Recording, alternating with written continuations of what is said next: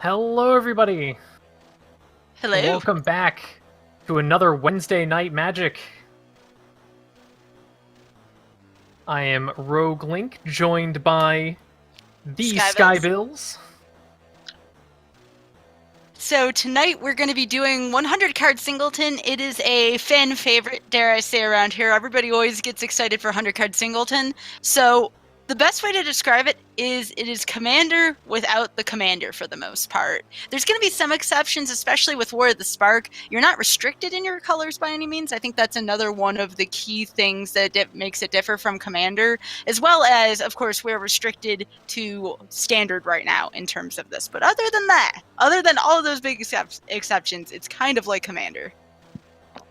Yeah, the fact that there's no actual commander, so you can't have the consistency of a commander deck in terms of the key set piece that you can always cast, that's a big difference. And it's also a little more inconsistent in terms of the normal singleton that's on Arena right now, since that's usually a normal 60 card deck.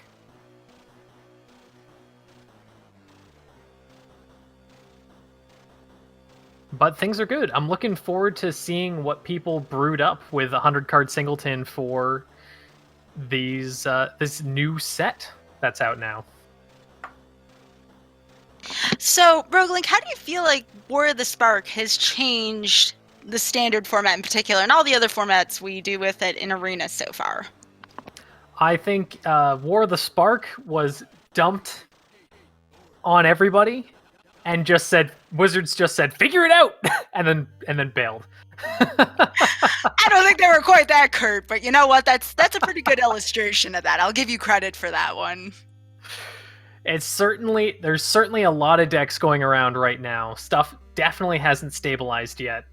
There's definitely a lot of things that can catch people by surprise. There's definitely some decks that a lot of people were expecting too. Like, I know my Mardu deck the first couple of weeks was just getting absolutely hated on because everyone was expecting Mardu. So there was a ton of best of one tech just countering it. You know what? I'll call my shot right now and say Mardu is possible, but I think we're going to need to wait until Core 2020 to see it really spread its wings, you know? Yeah, it definitely has a lot of key set pieces. There's certainly some different ways to build the deck. I'm definitely the type that's going to probably try every set and just keep tuning it and fine-tuning it and fine-tuning it, and it'll probably get better and better and better. I know with things like Bontu and Mayhem Devil, they've certainly allowed the deck to get on another level, but I think you are right. I'm not 100% sure if it's better than just your standard mid-range or more efficient aggro deck right now in terms of standard. It's still fun, though. Would you say right now on the whole that aggro or control is more of a thing right now? Because I've seen a lot of red running around, but I've also seen a lot of Esper running around. So I wonder, is there room for mid-range decks in this current format? You know, it's hard to say. Like, I think there's always room for mid-range decks. Like, I think you're always going to get at least one top-tier deck of the three types. You know, one really good control deck, at least one really good mid-range deck, at least one really good aggro deck. Red deck wins is always a thing. But I think it's hard to tell right now, honestly. Yeah, this is certainly one of the most in flux standard metas that I've ever seen, and it's so funny every time either a Mythic Championship happens or Star City Open happens, we see this shift in the standard meta really quickly. It's not even a matter of jumping to a flavor of the week. It's a matter of, I really like this idea and I want to try it for myself, because there's so many different deck combinations right now, and there's so many sets and standard available right now. And the crazy thing is, Rogue Link, Core 2020 will not provide any rotations. We're not going to see rotation till the fall, so we're adding one more set to even what we already have right now. It's insane. It's insane to think about. Yeah, the fact that we have, what, 6-ish, 7-ish sets right now in one standard is kind of crazy. I can't think of a better word for it. I mean, Yeah, we're up to 7. And it looks like we're getting started with Uncle Drake versus Clifford to open up the night. Sounds good. Remember, we are doing 100 card singleton, not a very common format. If anything, when Magic Arena does singleton, it's typically 60 cards, but we figured people like Commander, why not do a 100 card singleton? It's pretty fun.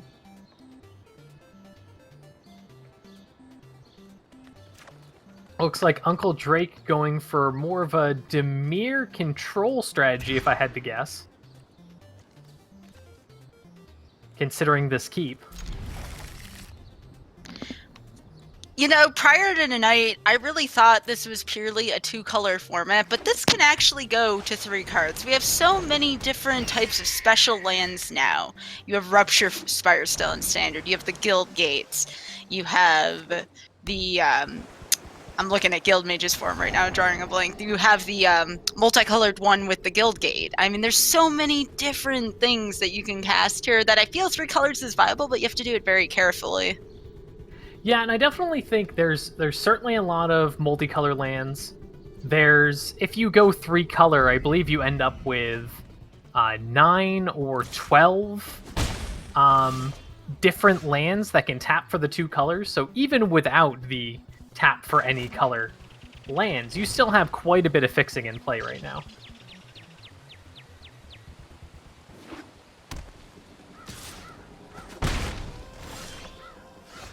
The bird putting in work, and it looks like Clifford's going to be able to get that Gruul Spellbreaker down.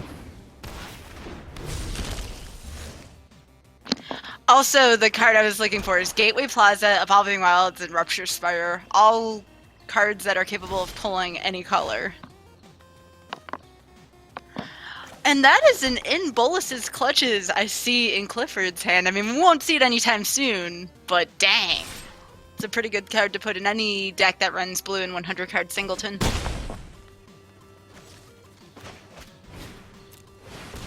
Goreclaw. I have a feeling Goreclaw is going to be the build around in this deck. Lots of 4-drops. Lots of real big big creatures on Clifford's side. And rightfully so, Uncle Drake uses Contempt on that Goreclaw. Maybe not so much for the fact that it's really tough on board.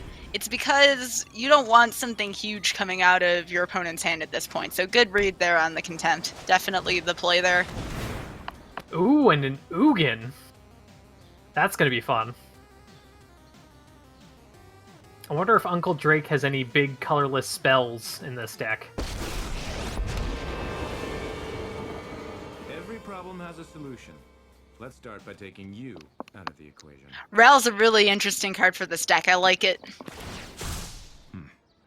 Decision time. Yeah, I feel like this particular Ral could go in just about any red-blue deck with the fact that it can filter your draws pretty easily, and then if you're spell-focused, it also gets to take advantage of the -3 ability.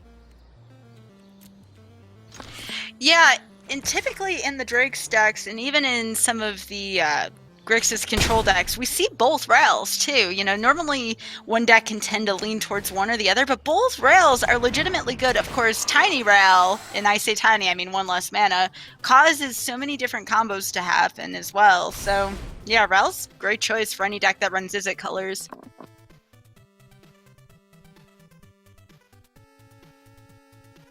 And it looks like we're going to have enough for an Ugin, or is it going to be the Liliana?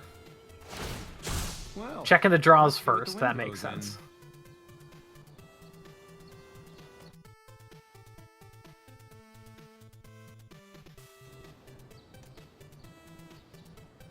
Looks like it's going to be Ugin first.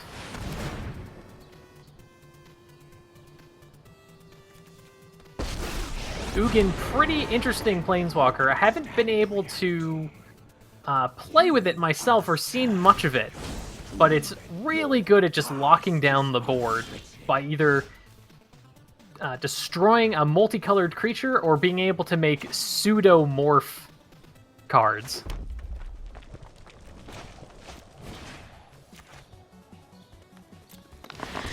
Do you think Saheeli is in Uncle Drake's deck as well?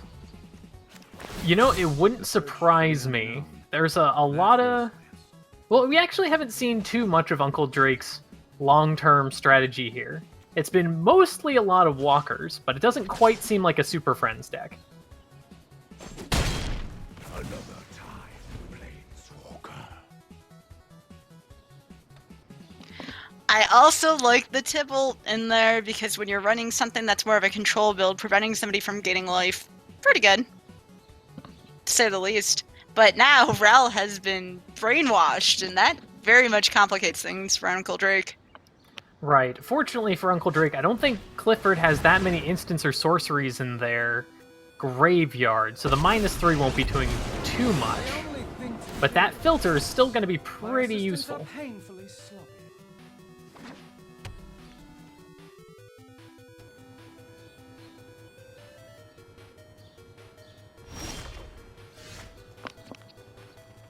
Ooh, I think we may see this Rel ultimate.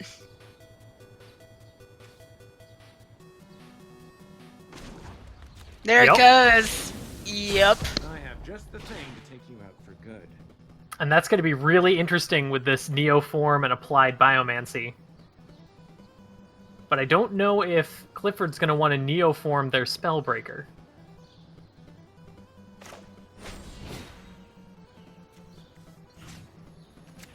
Maybe saving it for the Shark to Crab.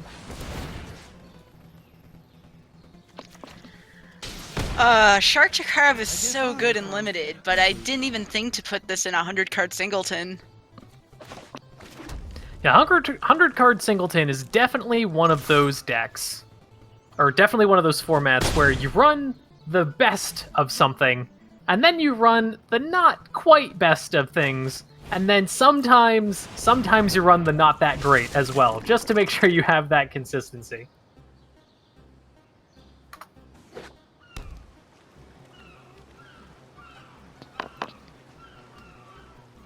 So what do you do here if you're Uncle Drake against this Rel emblem?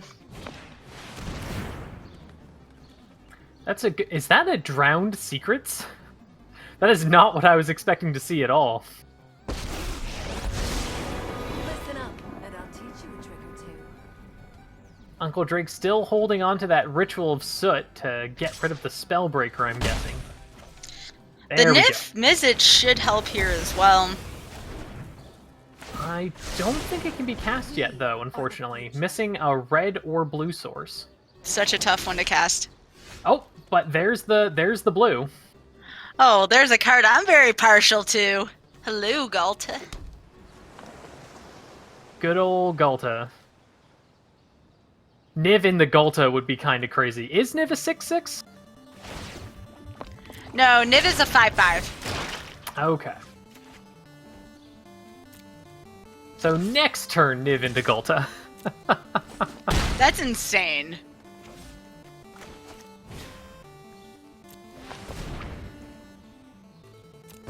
Let's see. Neoform on the Shark to Crab.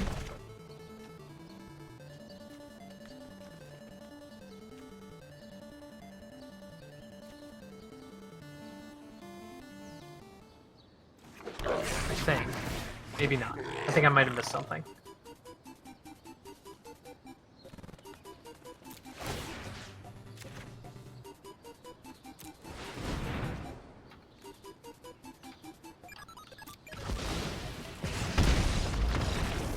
I have to admit,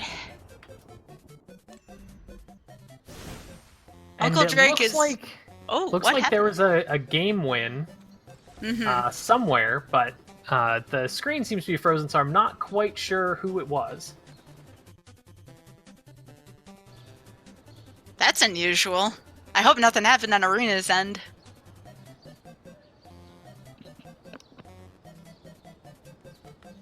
Looks like we're trying to fix the stream.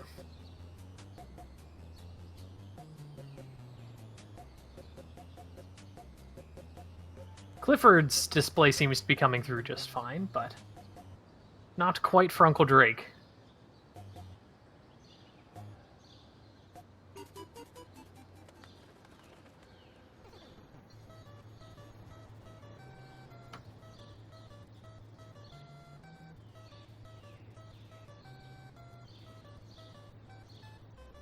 but an interesting game one.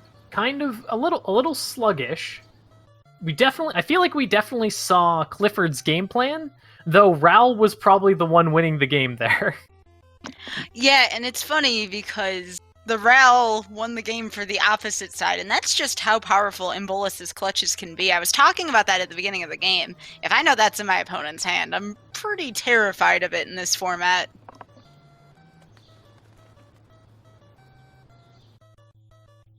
And it looks like Clifford did in fact take game one with the Neoform on the Sharktopus.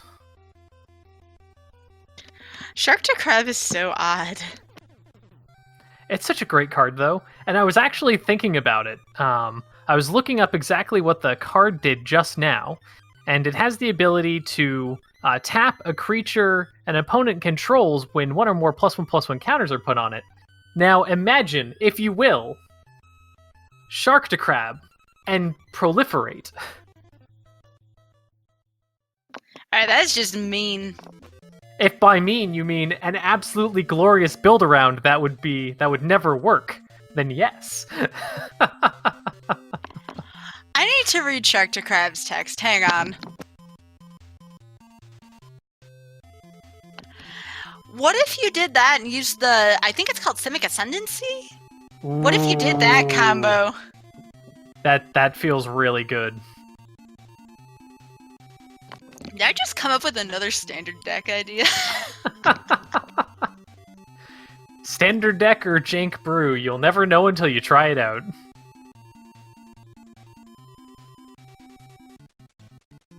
It's one of the reasons why I really like build around me cards, or at least making most of my decks being more build around me than like super chasing the meta or whatnot. Because I just really like finding fun cards that do dumb things and then making them do even dumber things. Like Judith. I'm probably playing way more Judith than anyone else right now because I just love that card. I had never considered Simic Ascendancy plus a lot of creatures with Adapt because things happen when you put a counter on creatures. And Simic Ascendancy just makes it quicker to do so versus some of the Adapt costs on some of the cards. Right, like I think an interesting deck, whether it be Singleton or Standard or whatnot, is essentially taking advantage of all of those Adapt cards that do things when you put +1/+1 counters on them, but never actually adapting them. Like I can't remember the druid, which druid I'm thinking of, the 03 druid with Adapt for 5 that taps for 1 mana or 3 mana if it has a +1/+1 counter on it. That works fantastic in a counters. Incubation Druid, thank you. Incubation Druid works fantastically in a counter deck. Never even have to adapt it. Yeah, Incubation Druid as well. I mean, the Adapt 3 is fantastic, but if you can adapt for only 3 mana, which you could with Simic Ascendancy, you can get more mana out of it. Exactly. And the best thing about Adapt is it doesn't require tapping the creature, so you can tap Incubation Druid to adapt itself.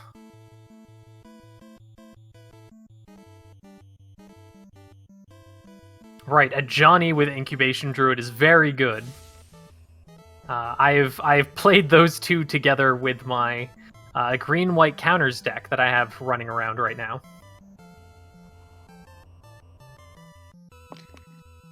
Did you just say green-white counters? Do you mean like +1/+1s? Yes. A bunch of +1/+1 counters, a bunch of proliferate, a couple of Johnnies, and, just a few Oketras, because the best thing about Oketra is when you run a bunch of mana dorks, Oketra turns those mana dorks into a bunch of 4/4s with Vigilance. Seems good.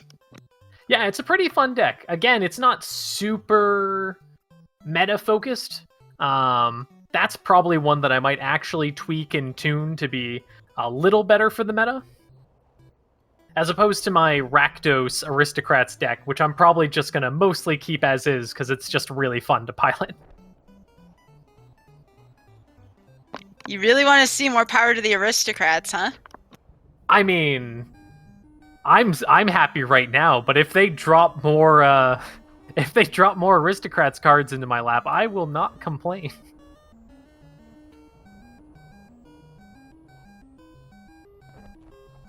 But right now, I think it's in a pretty good spot. It might not be a tier 1 deck, but there's just something so satisfying with going Mayhem Druid or Mayhem Devil, Bantu for 14.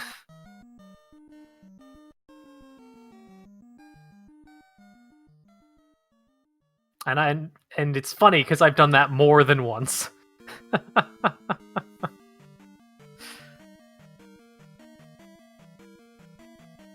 But again, it's a matter of consistency, you know. The Mardu deck has a lot of, although I'm running Rakdos right now, Mardu didn't feel super consistent. At least with the way I was trying to build it. There's probably a more black-white tokeny deck that I think could be super viable in Standard. But in terms of the full Mardu aristocrats, I don't think it's quite there. You got me thinking about some kind of jank with Sharktocraft and Civic Ascendancy now. You're a bad example on me. I like to stay in the meta. No. I'm a bad influence. You are. It's mostly because I actually really like thinking of +1/+1 counter decks, actually. One of the first decks that I wanted to brew, but wasn't able to when I came back to Magic, was Abzan Ascendancy, which is a Khans of Tarkir card, which essentially it's for black, green, white, which is Abzan colors. It puts a +1/+1 counter on every creature you control, and then does some other stuff. The cool thing about Abzan, back in Khans block, is they also had a bunch of counter lords. So there was one Abzan Falconer gave every creature you have with a +1/+1 counter flying. There was one that did the same with Death Touch, one that did the same with First Strike. It was a very fun deck, but I really only got to play it in Draft since I wasn't putting a ton of money into Magic at that time. But ever since then, whenever I see a counter deck and those 3 colors, it always piques my interest. And Proliferate did exactly that with the most recent set. I can't believe they brought Proliferate back. Now, I never played in a Standard format that had it up until now, but I was told it was going to be a very busted mechanic. Oh, it's very busted mechanic. You haven't lived until you proliferate your opponent's History of Benalia twice in a turn to prevent them from getting multiple triggers off it.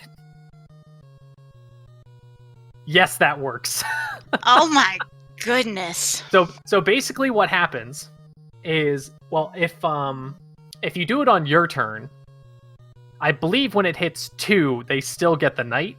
But if it hits 3, and it's, say, your second main phase, then until end of turn, their creatures will get +2+, their knights will get +2/+1, and then it'll hit their turn, and it'll tick up to 4 and then go away. It's great.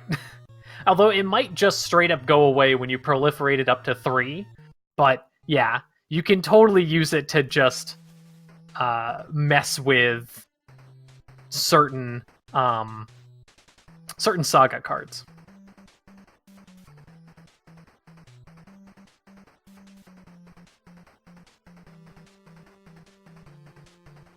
But yeah, Proliferate is a very powerful mechanic. The fact that it hits everything, it can really cascade into, not to be confused with actual Cascade, but it can just really get the ball rolling, especially if you have any way to add a counter to multiple creatures.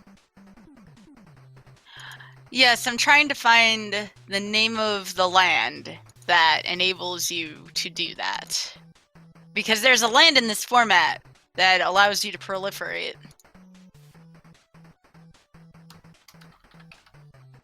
Oh, Karn's Bastion. That's the one. So you add a waste, and then for 4 you can proliferate with this land. So pretty good card. Somebody will figure out a way to make it unbeatable. Or at least difficult to deal with. I've seen it a couple times, but it really hasn't done much to enhance the game. A lot of people might argue that it's a win more card.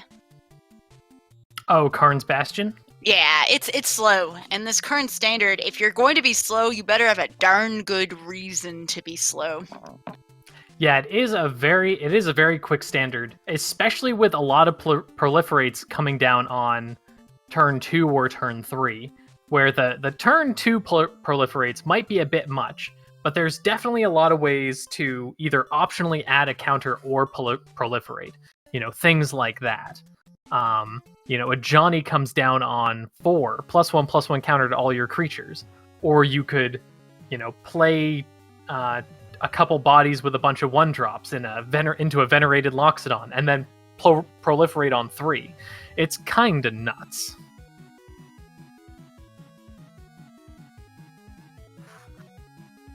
Can you imagine us breaking Arena?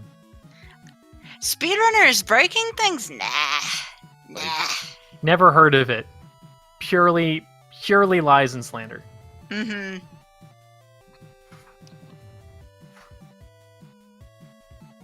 I'm still staring at a waiting screen. I don't know.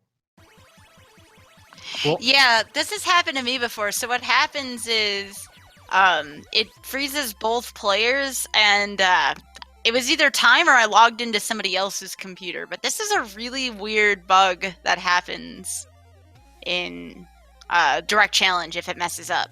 Yeah, once it messes up, it just breaks, and yeah, hard reset, restart the computer. It's still broken. Yeah, But- that happened to me before. But all is not lost. Nope. Rogue Link is going to jump in and save the day Hey. and take on Seawolf. Since the rest of us are all broken down now till such a time that Arena wants to start working again.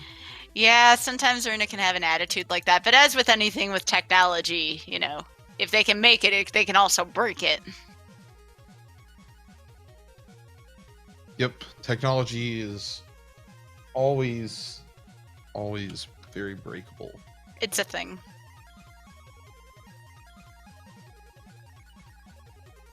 But that's comes with the territory. There's all sorts of small little bugs to work out that they might not even know exist until somebody reports it. Like, hey, small dip in connection while sideboarding, and that's the magical combination of factors to just break everything.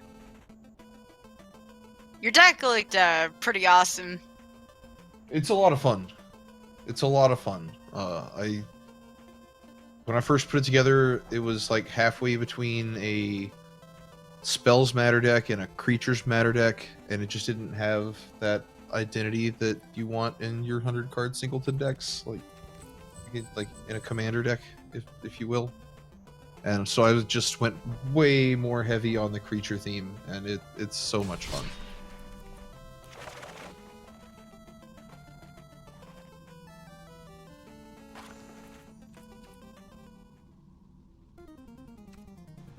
I want to see the rest of that deck, hopefully later tonight. Hopefully it'll work out, and I'll get to play Arena again without having to run over to my brother's house and log in on his computer. Aw. We'll get it working though. In the meantime, we still have more Magic for everybody. That sounds good.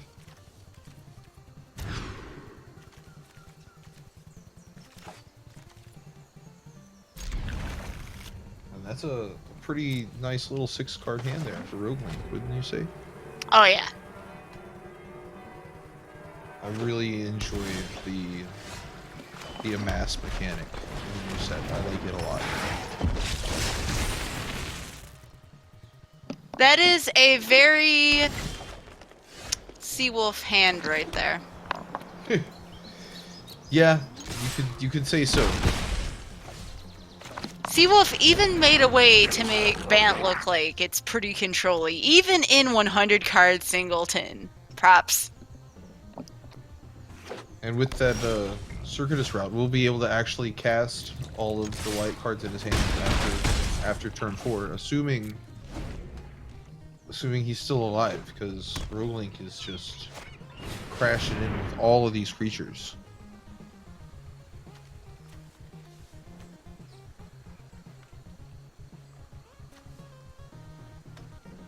We're gonna see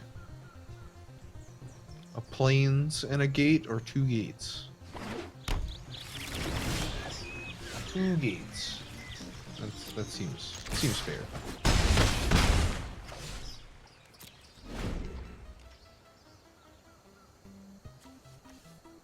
Oh, yep, and there's that act of treason.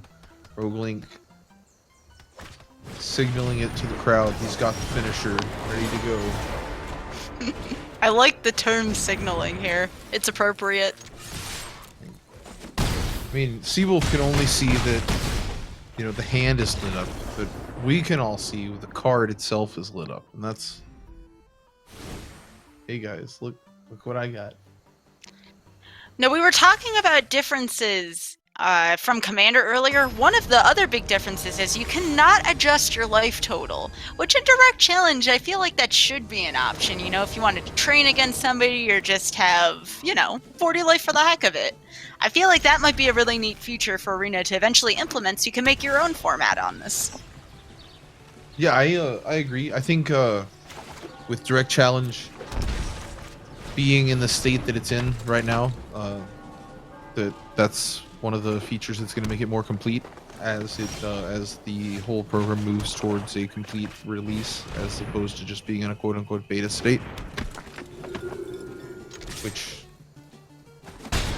I think will be great. Being able to make any kind of just free-form format. Being able to say, okay, we're going to only have 40 cards and take turns drafting against the bots, and then taking our draft decks and putting them in to battle against each other. That would be lots of fun also, I think. I see a card I really like in Seawolf's hand. Unfortunately, Seawolf cannot cast it yet. Hidana's Climb. Big fan of that card. Oh, there we go. There it is. All right. Seawolf's in business here. Next turn, you have a Ketra on the field. Oh, Ketra's... Oh, but that is a Priest of Forgotten Gods on Rogalink's side. And Rogalink will definitely want to take full advantage of that. Now you think, is the Priest of Forgotten Gods gonna make Seawolf sacrifice a Forgotten God? That would be ironic. Here's the catch, though. A Ketra will only go away for 3 turns. It will come back because of the God card's special ability.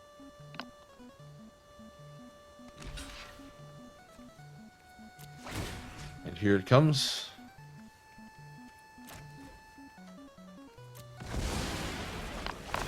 You have to. You can't let that hit 3 counters. Do you know how much damage that is in the air with Double Strike? I don't even want to think about how much damage that would be. It's a fair amount of damage. Also, fun fact and relevant because I'm seeing prison spells flying around. Did you know you can prison a Ketra, but do you want to know what happens in the process? Ketra has the option, because it's technically going into exile, to be the 3rd card from the top of the deck again. Oh, that makes sense. You cannot imprison it. Only hope to contain it. There's Karn's Bastion. Karn's Bastion's a fun little card.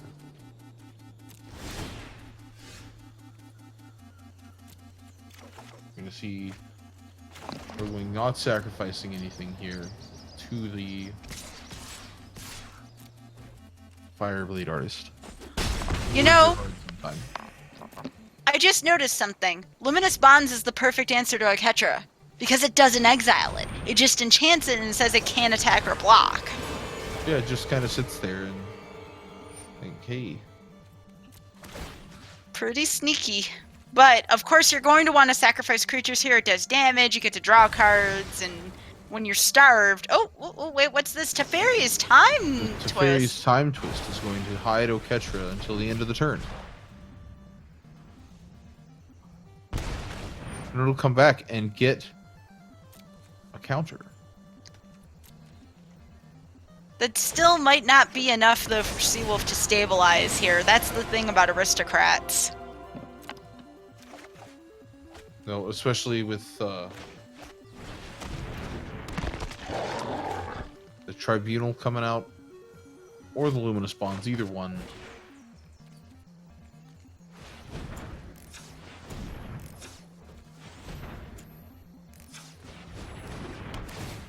That will just eat the blocker. We'll get an attack and then some damage.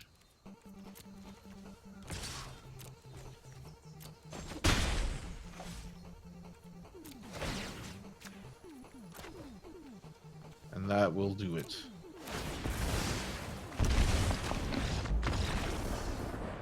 And Rogue Link, the quick 2-0 over Seawolf, the Singleton Aristocrats. I like it. I'd be scared to go up against that with my Super Friends deck. It's just, that Aristocrats deck is so fast. It is, and all sorts of cards that all do the same basic thing over the course of, you know, the low end of the mana curve. Like, that was only 3 lands for the bulk of that game, if not all of it. Yeah, Rogalink always told me he did value consistency, and that deck is pretty consistent for a 100-card Singleton deck. Yeah, that seems pretty awesome.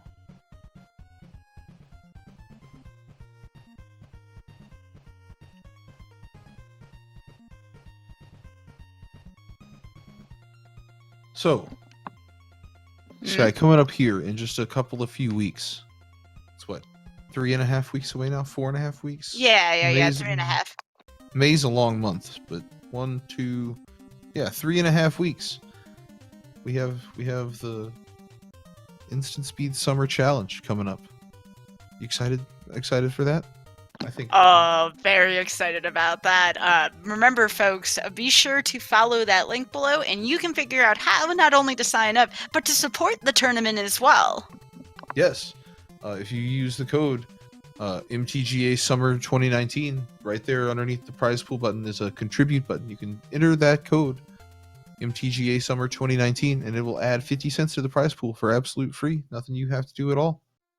There are also some things you can click on the side, some sponsor quests that will add up to 80 cents a piece to the prize pool for just clicking some buttons. So if you want to help out, support the tournament without having to spend any money, feel free. And I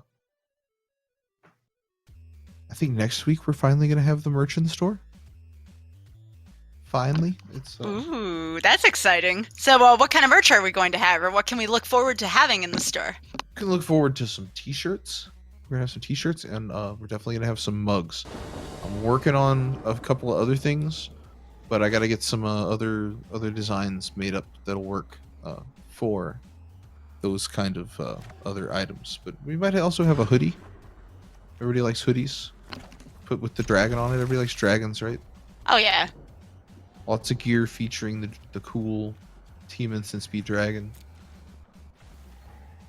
I mean, dragons do rule Magic. They're pretty awesome. And one card that I still feel like is underplayed, and I believe it's in both of my decks for when I play tonight, Demanding Dragon.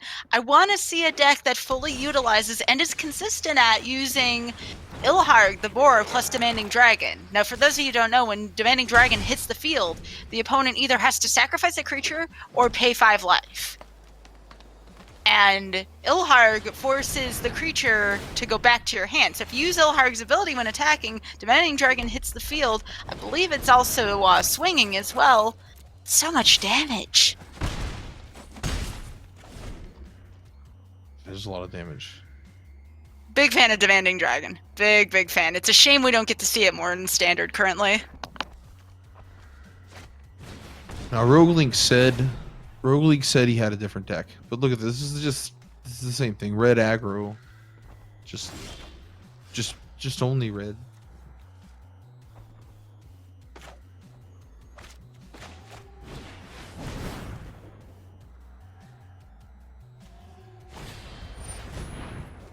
Oh. Steamkin gets bounced. Wait, are my eyes deceiving me? I thought it was the first couple turns, but did Roguelink make a mono red 100 card singleton? Yes, that's what it appears to be. What? I would have never picked mono red, but this is interesting. This is very interesting. I can't wait to see how it unfolds. Unfortunately, Roguelink is okay. Never mind. Roguelink just drew the next land. That's good. Yeah. That's good. Back in business. Yes.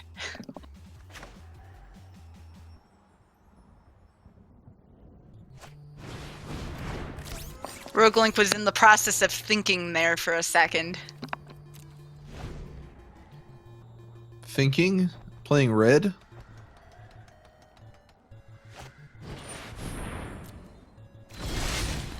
It's a shame Seawolf did not have enough land to adapt.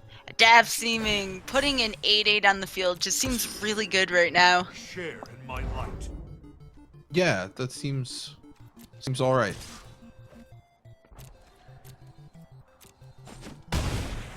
Gideon using ability power up. Is that Zagana? Or is that the other one? Yeah, what I'm surprised in, and maybe I can think about this a little bit more, why didn't Roguelink throw the Raptor Hatchling in the way of that? That's a good question. Because then he would have had a 3/3 this turn. Maybe there's some kind of combo in here with that. Maybe the Raptor Hatchling just really wanted to get vengeance on Gideon before it goes away.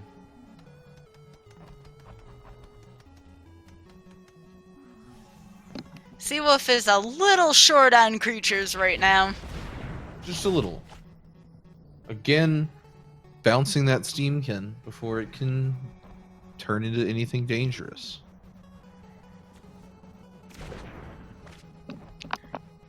Still enough mana for negate on Seawolf's end as well for next turn. Alright, so Roguelink with, what is that, 5 damage on the board? Oh, risk factor. But it's going to get negated. At least the first instance of it is going to get negated. Which is big here because Roguelink only has 3 mana, so it's not like he can do it again this turn. The Clamor Shaman making sure that tapped creature can't block. Ooh, Dryad Greenseeker. We have a blocker. That's a fantastic blocker to have, too. It'll filter the top of Seawolf's deck rather nicely.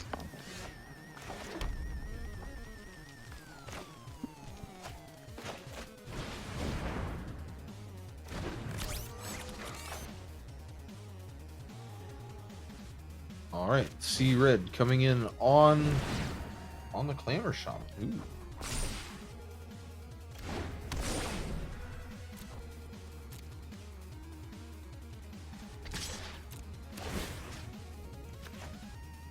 Gonna make sure again that 4/4 can't block.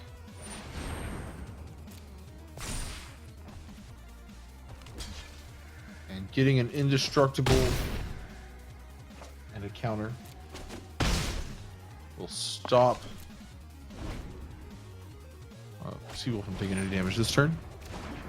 It's a shame Seawolf didn't have 1 more mana so he could use Gird for battle. But there's Unbreakable. And now, each creature with a +1/+1 counter also has Trample due to Zagana's ability. Oh, that's true. You're gonna see the Raptor Hatchling jump in front. Chump block, turn into a 3/3. I sense a potential trumpet blast in the future. I feel like it might be. I'm surprised we didn't see it last turn, I'll be honest. But it makes sense now. And with Seawolf being tapped out, this would be the turn to do it.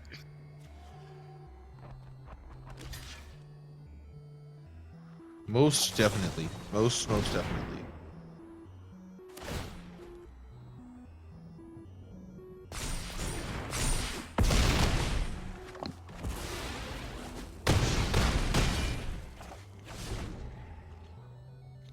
Oh!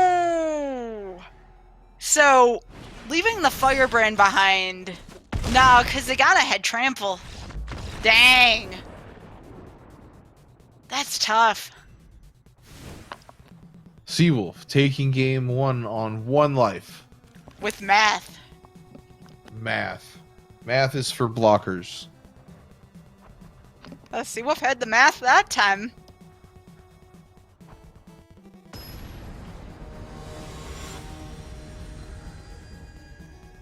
Now, I think you keep the big field and you force the risk factor there, because pretty soon that Steamkin's gonna start producing mana there. Yeah, you don't want that Steamkin to make mana. You can help it. Unless you're playing it. Oh, well, yeah. If you're playing it, you want it to do all sorts of fun things. Ooh, here's an underplayed card in Standard. Song of Frailes. Big fan. Big fan. Unfortunately, the Chain Whirler just right there. Turn 3 Chain Whirler and 100 card Singleton. What are the odds, Clifford? What is that? 3, 4, 5, 6, 7, 8, 9, and 100. That's ridiculous.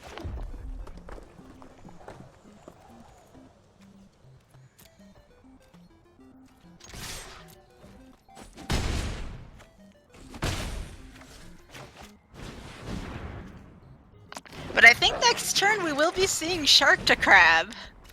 Kinda looking forward to it.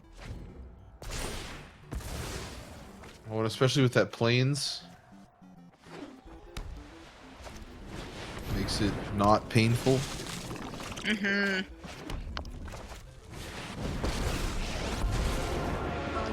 Ooh, here's a card we don't see every day. Jaya.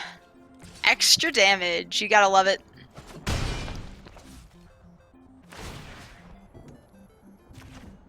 All of the... We're seeing all the Planeswalkers now that the new set's out. Just any Planeswalker that's in Standard is good. They're all great again. Play the Planeswalkers.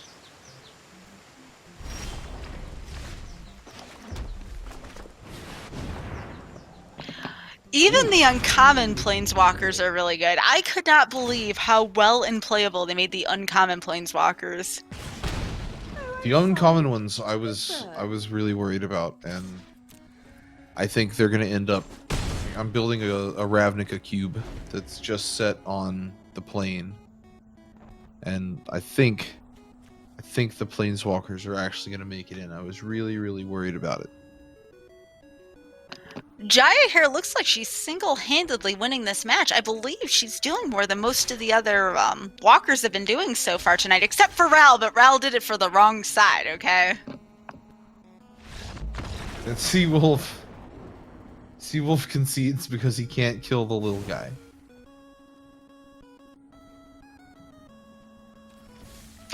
I really like... we got a chance to see Rogaling's deck there for a couple of seconds. I like the curve a lot in Rogaling's deck. Big fan.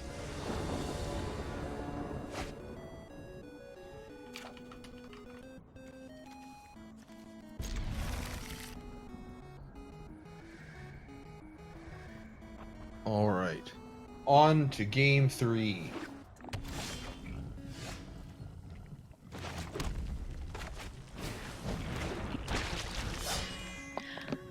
All right, do you have some predictions? Do you think this is a mismatch for Seawolf? I mean, Seawolf did win game 1, but math. I predict that it will come down to math yet again, and more importantly, whether or not Seawolf. Never mind. It doesn't. Yeah, this land situation here is not looking good. Like, yeah, he Seawolf. has to find some white mana. And you and I had this conversation earlier, Clifford. If you remember, I was saying 3 color is viable in this format, but it's very tough. Yep. Like, there's. You don't have your general commander fixing.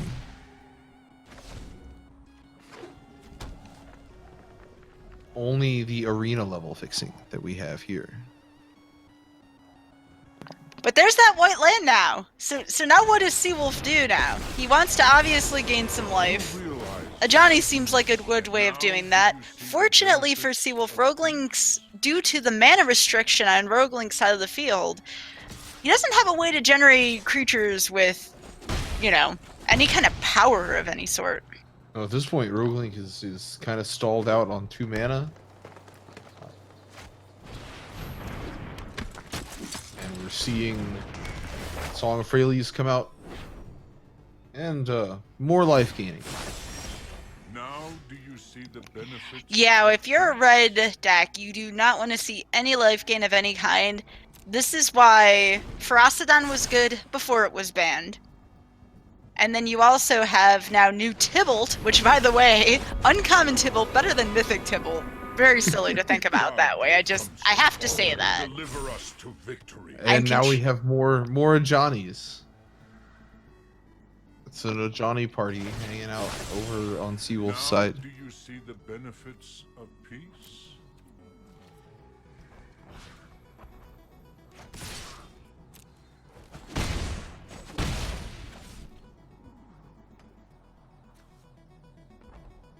Unfortunately, Rogueling now is going to have to discard. Stuck on 2 lands. It's not looking good.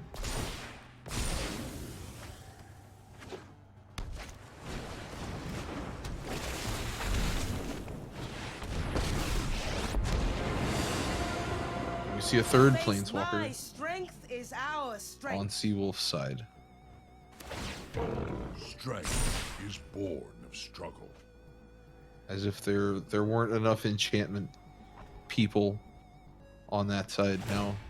Now a third Back joins the Ajani's. can.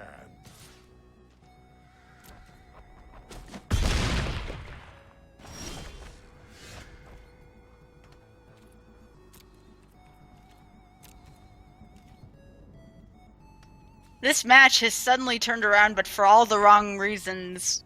Yeah, Land. just- It's funny because this match started out with Seawolf having color issues, not being able to draw that plains, and ever since Seawolf drew that plains, it's been smooth sailing. And now Krasis, again, another card you don't want to see if you're playing against a red deck. Yeah, definitely not. If I have If to you're- light the way, If you're playing the red deck and you're on 2 lands, and your opponent has 3 Planeswalkers and a Hydroid Krasis and is at 19 life, From the will of many, you're the might of one. not gonna win the game probably. And the thing is, normally Krasis is kind of meh against red. You know, normally you don't live long enough to get a good cast off of Krasis. But here, because of the nature of 100 card singleton, it's perfect right here. More than enough time. turn back Oh. while you still can. We fight together. From the will of many, the might of one. Seawolf's going to be getting kitties now at the end of every turn with that Johnny emblem. Yeah, I don't think we're gonna get that far. Not even close. We're not gonna make it to that step to add any more cats to the battlefield. As Roguelink goes down swinging with 2 mountains to his name, sadly.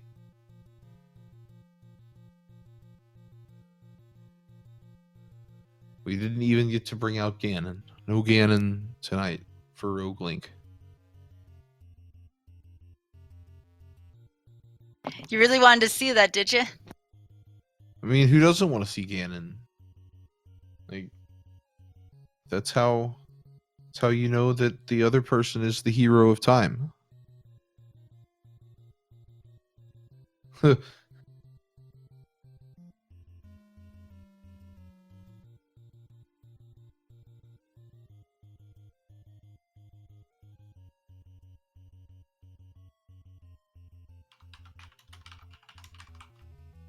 So, I wonder who we have coming up next.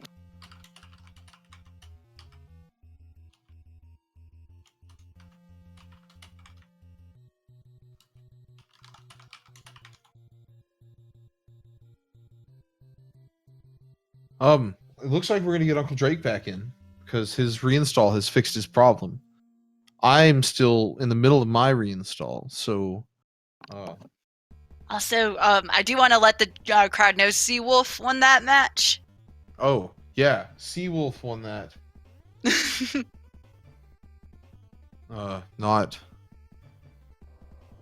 Not Rogue Link.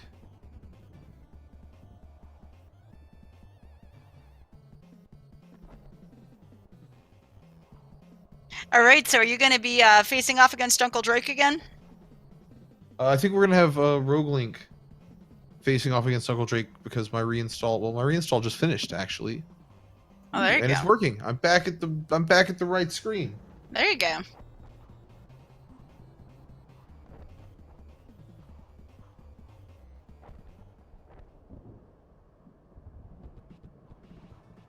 So will you be playing then, is the question on people's minds.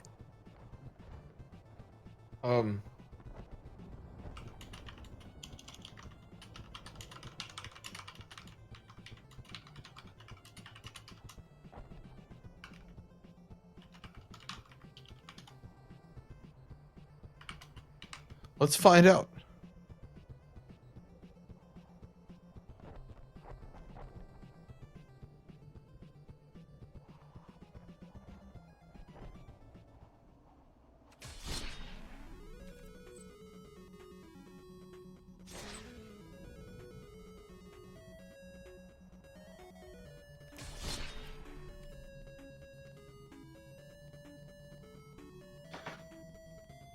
All right, I think we're gonna do Uncle Drake versus one more, and then we'll swap me back with Rogue Link and get things going. And I'll play Drake next, so everybody can see my deck again, since it got cut tragically short by reasons. It didn't just get cut. I mean, I mean, your it's arenas got cut. some people say that I'm still waiting today on that screen. Yeah, I still don't understand that bug. It might be something we want to make sure we clip in. I believe there is a form we can fill out to let people, arena devs know that this is an issue. Unfortunately, Seawolf, I cannot pet the cat. He is in the other room. He was hanging out in my lap earlier, but sad days.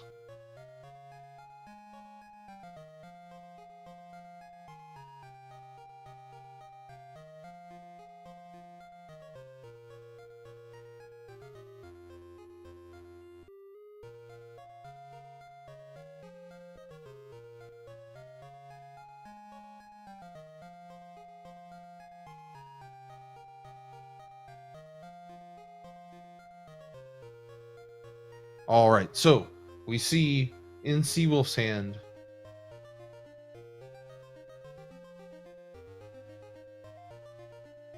a couple of lands. Meanwhile, on Uncle Drake's side, there's 3 lands.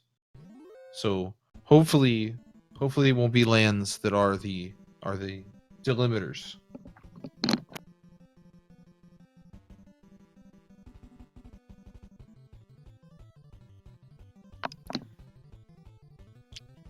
All right, here comes the turn 2 paladin. Will it be thwarted again? We'll find out. Oh, There's Moment of Craving. Yep. Ooh!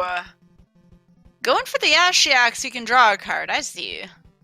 And then Uncle Drake will probably just use the assistant to block here. Good strat. I approve. Can mill down forever. Well, not forever. You can mill 5 times with Ashiok, and that's if Ashiok doesn't take a hit. That's fair.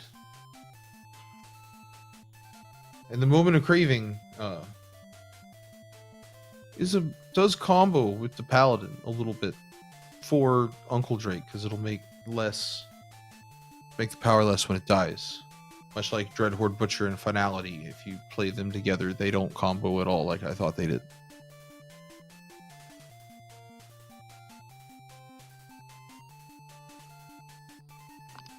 Now, Ashiok not as good in a singleton situation, but anytime you can just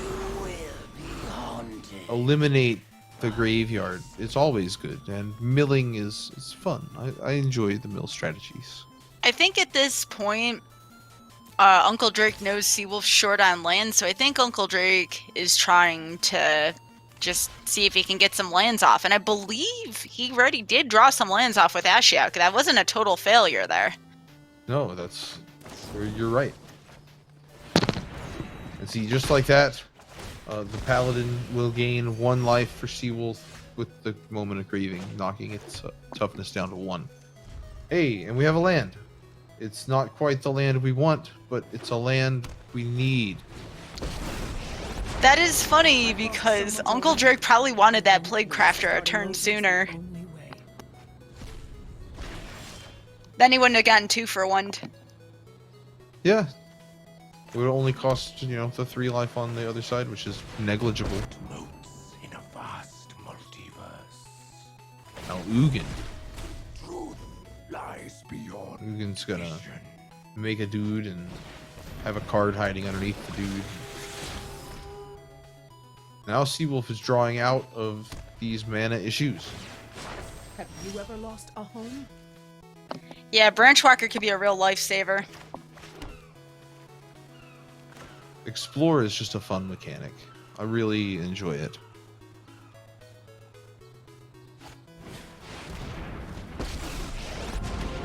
I am the master here. It's a shame it'll be rotating out with Ixalan. I hope they bring it back at some point. Yeah, it's a fun mechanic. Every defeat is a new beginning.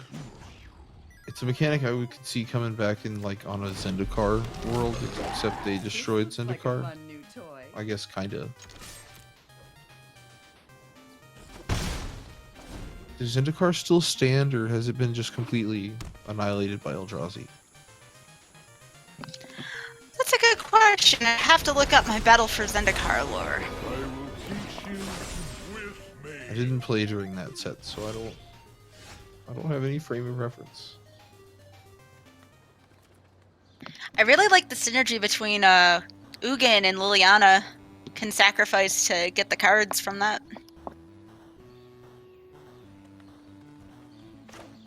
Charmstray might be my favorite card in the new set just because of the story behind it.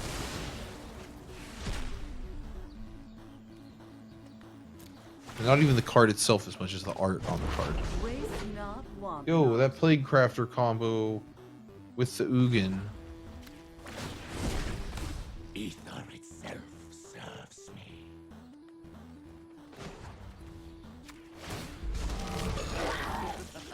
Rise and shine.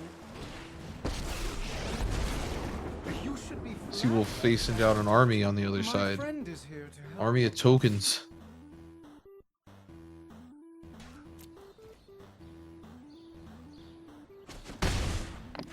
I wonder if Seawolf put the Immortal Sun in his deck. Could really turn things around here. It really could. I don't know. I mean, we saw Seawolf with all of the Ajanis earlier. I don't know if that's the same kind of deck that really wants to stop all the Planeswalkers. But, time and place. Time and place.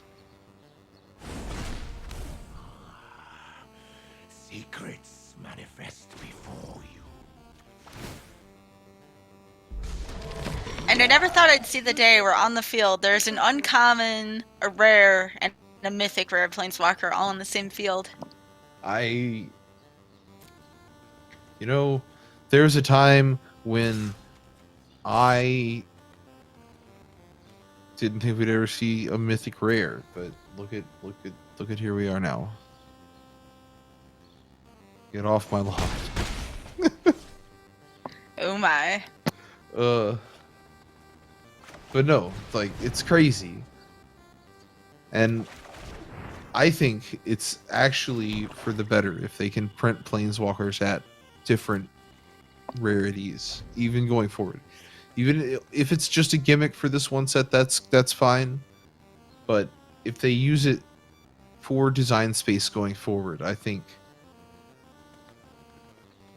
that'll be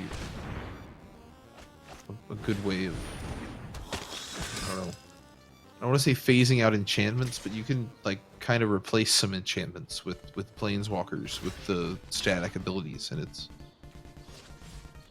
interesting. How about Uncle Drake playing around Settle the Wreckage in a singleton format? I mean, anytime your opponent has 2 white and 2 up, you gotta play around Settle the Wreckage. You have to. It's the best sweeper in white. Oh, Eldest Reborn is so tough right now. My goodness. Your corpse will make an Jeez. excellent minion.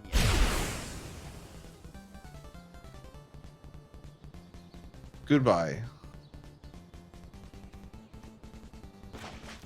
That is so cruel. Well, if you blinked, Seawolf had a board. That board no longer Good help exists. is easy to find in war. That's just brutal. It's gonna leave him at -1 just for good measure. That was a nice combo on Uncle Drake's side.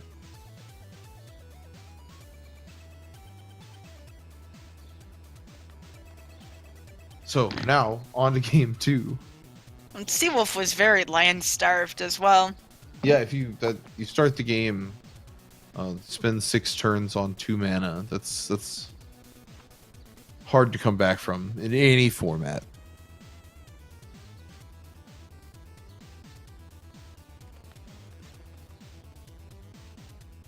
Let alone a singleton format where you just lost, 16, 20 cards off the top of your deck. Straight to exile. Well, I guess they didn't go straight to exile. They stopped in the graveyard for a second.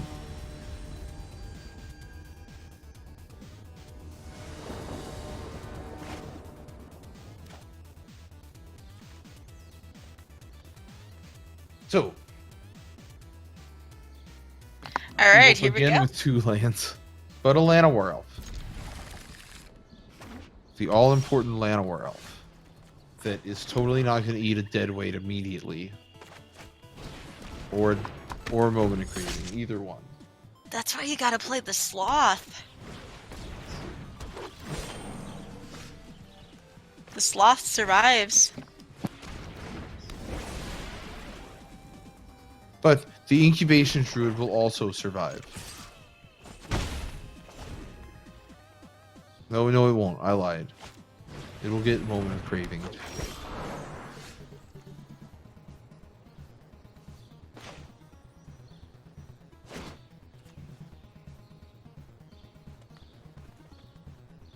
Maybe? Yeah, here it comes.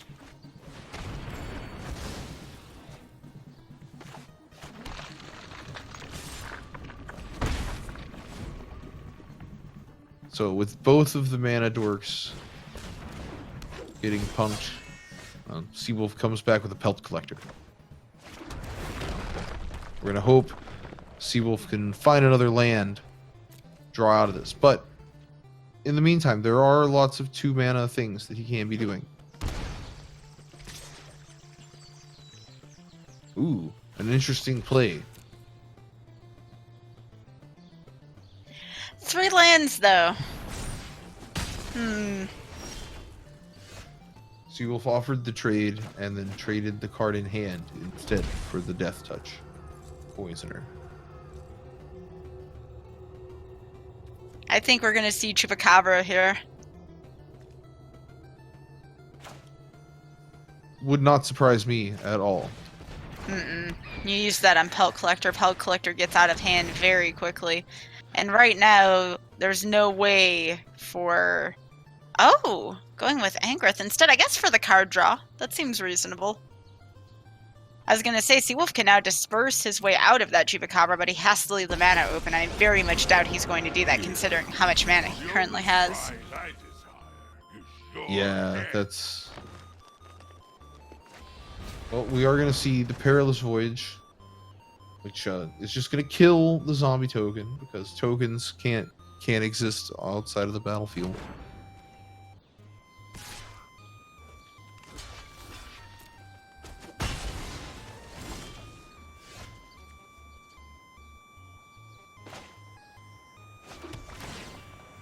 And a Gateway Plaza that will come down.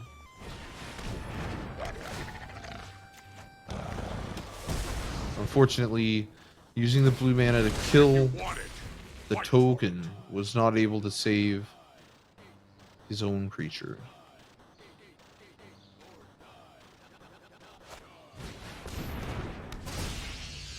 We see a 1/4 shield.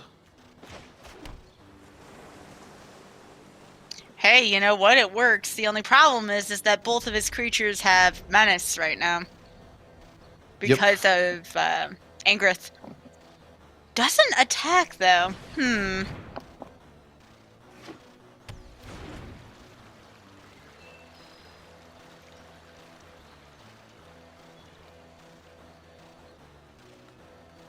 It is an interesting play. And now we see the token blocking. Now, the 1/1 with the Ritual Suit. And the land to empty out Uncle Drake's hand. What can Seawolf do?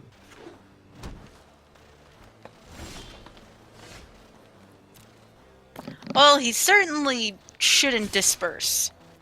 No, Disperse seems suboptimal in this situation. Now, Nissa seems slightly better. Nissa's always good. This may be one of the best Nissas I've ever seen, Clifford, and it's a rare. That's the crazy part.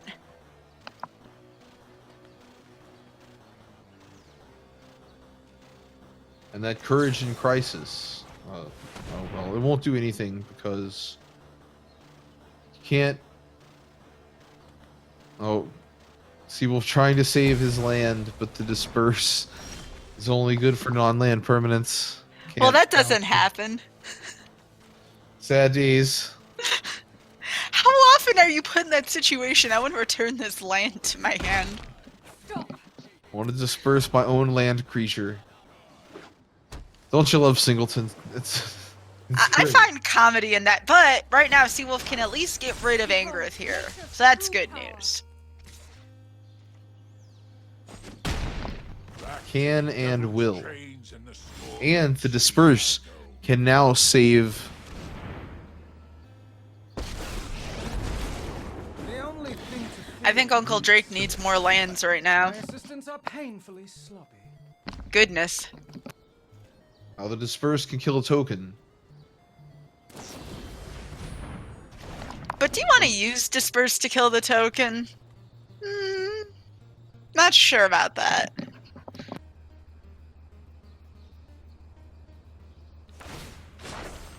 Harness the elements. I suppose it gets rid of Tybalt ultimately here, and that is a good plan. And that River's Rebuke will just bounce the whole side. That's it. Game over. So depending on what we get from Uncle Drake, it might not be too long, and Seawolf can try and wrap this thing up. They have 9 damage coming down next turn. Another 3, so that'd be 12. Oh, and Uncle Drake just gonna concede and move on to game 3. What a comeback for Seawolf. It looks so bad for him at so many points of this match, and you just gotta give it to him for not panicking and just continuing with the plan. Oh, for sure, for sure. Staring down that Angrath. No real way to kill it for a few turns. That's never fun to see.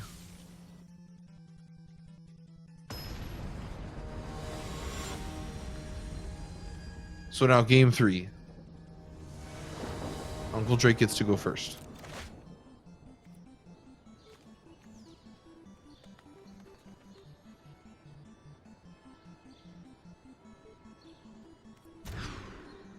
Now this is an interesting hand. Seawolf has lands, but they're all green and colorless mana. But there's Frailes and Evolution Sage. I mean, it's not terrible. Oh no, it's definitely not terrible, and it's better than dropping to 5 like Uncle Drake did. That's never good to see. But Uncle Drake has all 3 colors right there, ready to go. So, There's Seawolf's blue, by the way. oh yeah, hey, sometimes lucky.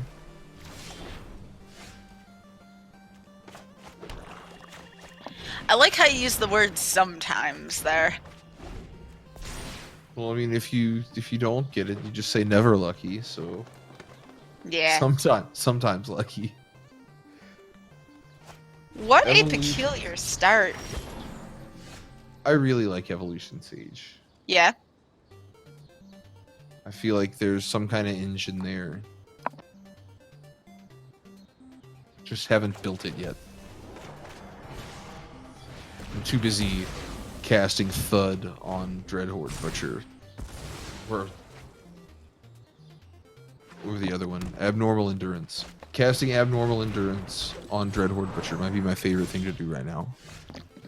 I'm a fan.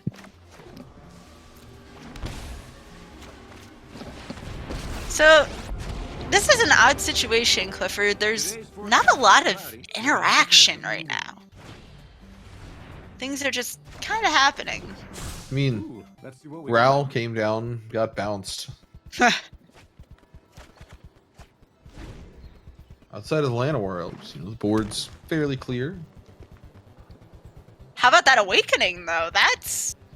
That could cause some issues for Uncle Drake. Like, that is a serious card right now. Yeah. Hey. By the way, I'm attacking for 9. Good luck.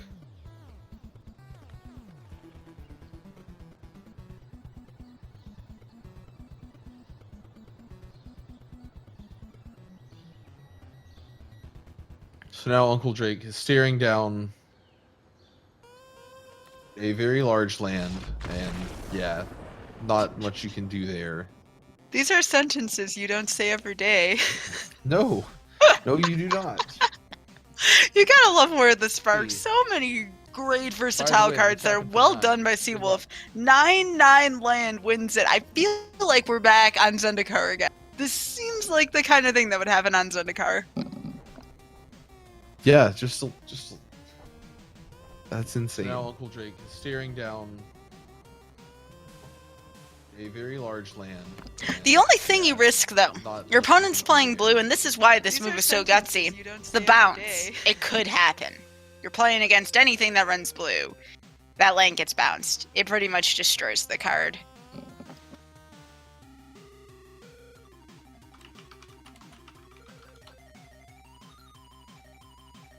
All right, so let's see. What do we have next? Do you think? I don't know. I don't know.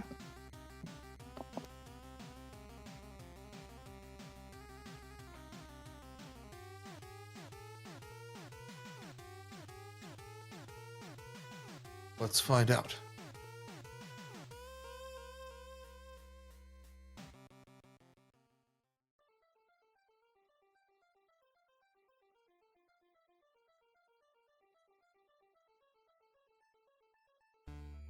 We have next, do you think? Well, I don't know. I don't know.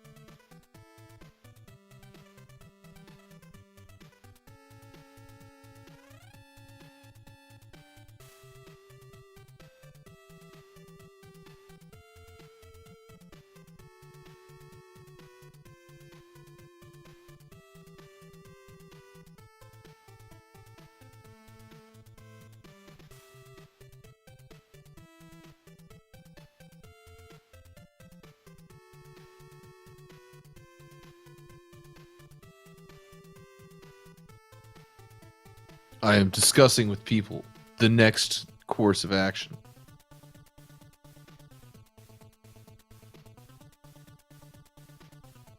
Looks like we're going to have the disconnect rematch.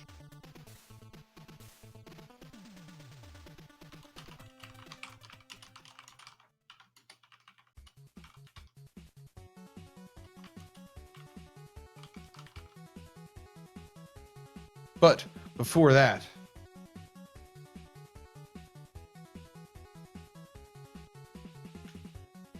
remember that in like 3.5 weeks, we're going to have the tournament coming up. Let's see if we can swap Rogue Link back in here also. Sounds good.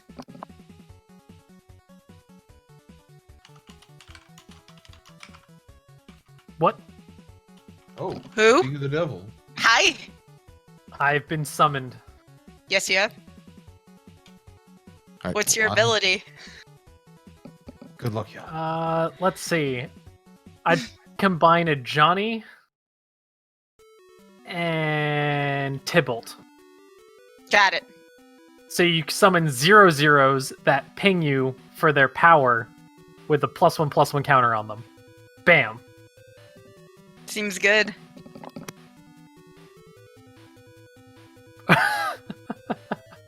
I don't know if that would be good, but I'd play it. Oh, why not? Sounds like fun. It's like Dreadhorde plus Tybalt plus a Johnny. Again, I see no issues.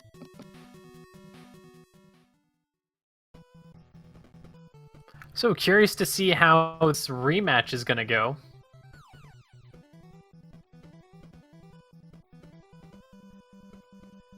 If it doesn't end in a disconnect, I will be happy. That's fair. I'm rooting for the game. Rooting for Arena. Yes, I'm rooting for Arena to pull through. If Arena pulls through, we all win. It's true. And these games have been super fun. I know I've been having fun tonight. Even if I did just math wrong. I mathed wrong so hard. That happens to the best of us. Well, I wasn't blocking. It was his job to do the math.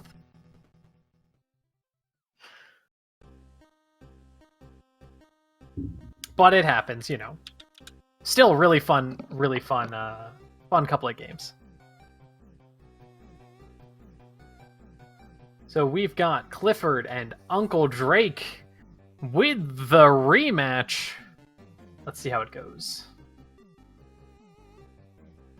Curious to see if Clifford and Uncle Drake are going to be playing the same decks. It looks like it. Pretty sure these are the same decks as before. Though I haven't seen Uncle Drake's hand yet.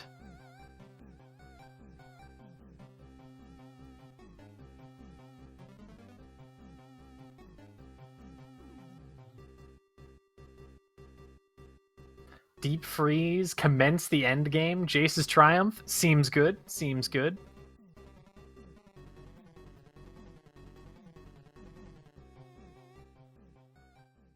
Clifford getting down that Pelt Collector. Certainly able to run away with games, but without any additional creature cards in hand before 5 drops. Not sure how many counters it's going to end up with. Ooh, that is a fancy commence the end game that I see. Yeah, that was from the pre-order, right? No, that was actually from the Nicol Bolas pack. Ah, okay. I didn't realize there was a Nicol Bolas pack. Yeah, for 4,000 gems, you get the avatar, the sleeves, and a bunch of Nicol Bolas related alternate art cards. It's really pretty. Oh, is that how you get the Bolas horn sleeves? Oh yeah, they're awesome. Ah, okay. Yeah, I need self-control when it comes to those sleeves because I want like a bunch of them. I'm want glad them I've only to be bought the real. Rakdos deck. I want them to be real. That's true. Actual sleeves like that sounds good. Be much more affordable too.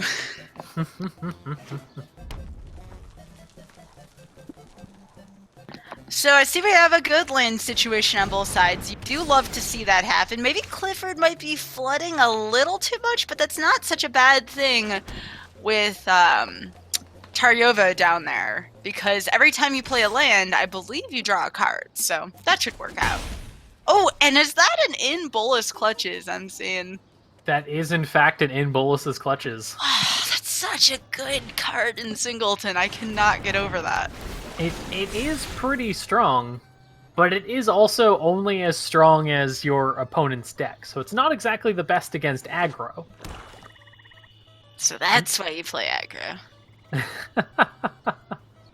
The trick of playing aggro against blue is to just make it look like none of your cards are worth countering. Plaguecrafter coming down. Forcing Clifford to probably sacrifice the Pelt Collector, if I had to guess. I don't know, that 2/6 Crisis doesn't look too good. Oh, that's true with the Deep Freeze. Yeah. Oh, you called it there, Roguelink. The 2/6, though, even though it has Defender, is a pretty good body for just blocking the board. Though not so great against Uncle Drake's control here. Not sure what the targets are for that in Bolas's Clutches either. Oh, Lizrog can eat Crisis. That's a good point brought up by Seawolf in chat. Ah, I did not think of that. Well, I mean, how many of us play a Lizrog? You know, that's not a very common card in Standard right now, unless you're playing Limited.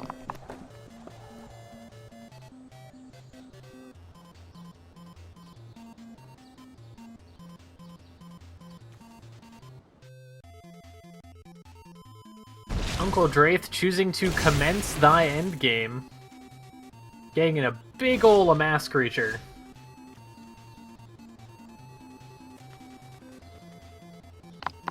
So, Uncle Drake does have the Firemind Vessel in hand, and that will enable him to play Jace Wielder Mystery. What he doesn't know is In Bolas's Clutches is a thing right now. Right, and I'm wondering what's going through Clifford's head right now, trying to figure out when a good target is, because that 5/5 zombie token is a pretty good target for that Bolas's Clutches.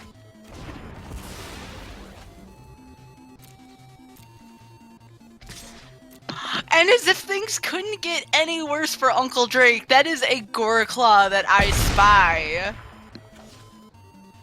Glorclaw is gonna be... Ooh. It's gonna be real interesting to see how Goreclaw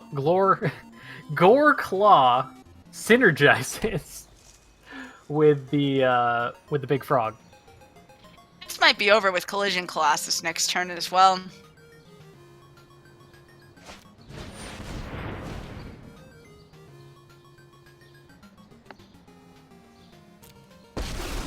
Yeah, there's the Jace. Always a step ahead.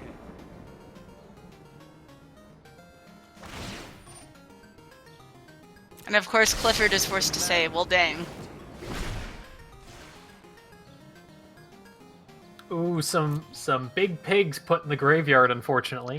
That Aw. overrun would have definitely ended the game, but unfortunately, it's in the graveyard. But But here we go, Bolus's clutches to remove the blocker. Swing for lethal. it's that simple. Sometimes you don't need to swing with Bolus's clutches. Sometimes it just makes the thing unblockable. Or cannot block. It's a versatile card. No sideboard, so sending it right back.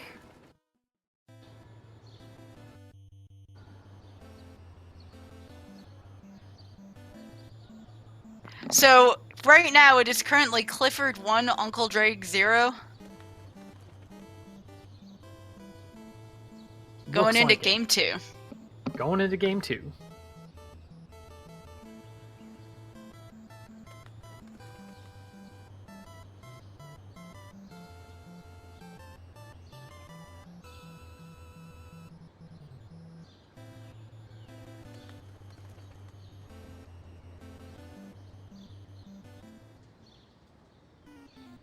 Although I'm not sure if we're supposed to have sideboards in this format. But I don't know if we ever said anything about that either way, so... It looks like what Uncle Drake's doing right now, is sideboarding.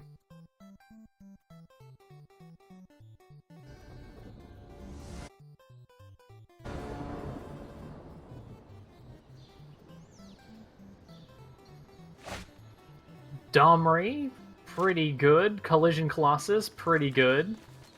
Applied Biomancy, pretty good, but no creatures till 4. Clifford seems on board with this, though. I like Uncle Drake's hand better to start. Big fan. Hand attack, card draw, kill Get ri- spell. What's get not rid to of that. love? Get rid of that Domri. You gotta. Yeah, Domri's definitely something you got to get rid of here. Although I wouldn't be too surprised if they got rid of the Goreclaw as well, since the cast down can't kill the Goreclaw. I believe with Duress you can only get rid of non-creature spells.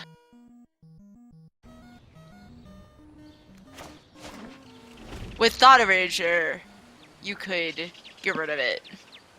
Okay. Yeah, if Duress was anything, I believe that goes back to Thoughtseize at that point.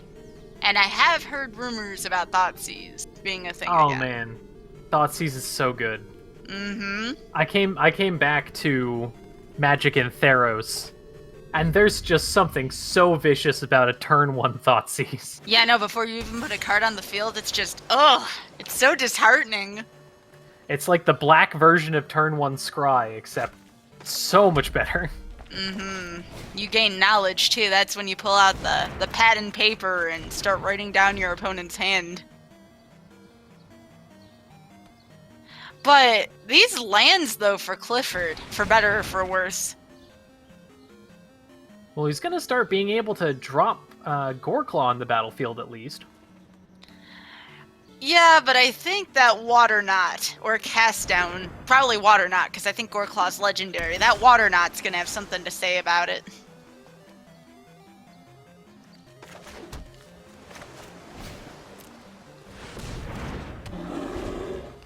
Saheeli might be another good one, but unfortunately with Goreclaw down, now Saheeli becomes a little tougher. Oh, Playcrafter! That's a card. That's a removal spell. Saheeling into Plaguecrafter Playcrafter. real strong here. Although just going straight into the Plaguecrafter, Why not? keeping Not up much- the aggression, I like it. Well, not much more action going on Clifford's side, so I approve of that play. Ooh, Expansion Explosion. Can't do much right now, though, unfortunately, outside of the expansion part.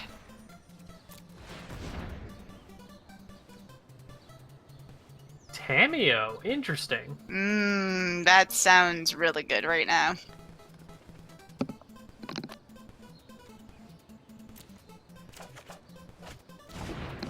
I still miss Tameo from Avacyn Restored. I have a lot of nostalgia for that card. I don't think you'll be needing that. Avacyn Restored was definitely during the period of me not playing Magic. It was between when I started in 7th edition and when I started again in Theros.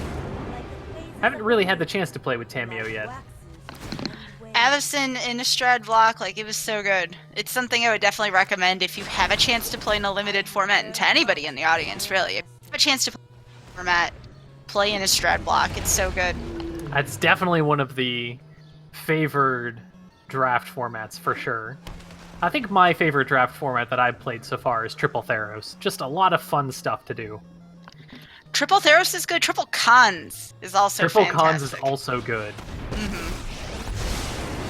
So it's looking like Saheeli's going to come down. Good reason for it. Uncle Drake wants some tokens here. Can hold the fort down a little bit, but maybe not against that Terramander. That Terramander is probably going to become a 5/5 soon. That will probably be cast down. Yeah, cast down, Water Knot.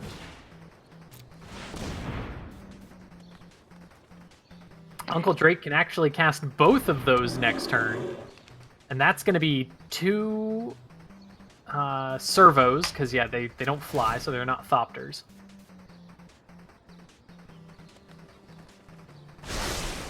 To the library.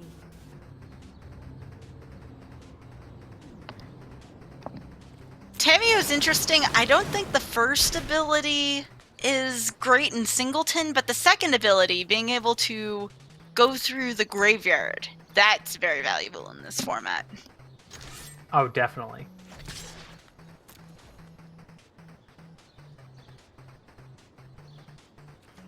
And there we go.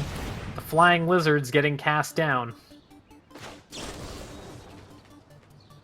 Ooh, and saving it with the Applied Biomancy. Good call.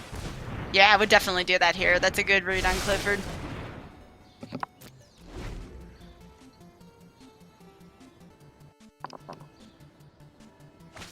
So now the Water Knot can only handle one of the 2 of them. Water Knot here on Goreclaw, but it won't stop the Terramander. And big key component on Uncle Drake's side of the field. I don't see any red mana. Oh, violence is impolite. That's true. It's going to be hard to get that Ral down if you don't have any red. And just short on the mana needed for Ugin as well. Mm-hmm.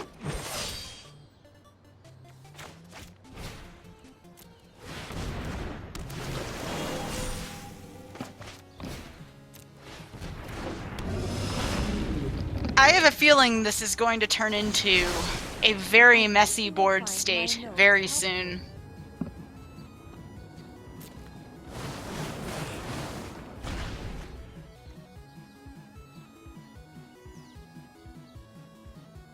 Some more blue mana for Uncle Drake. But still no red.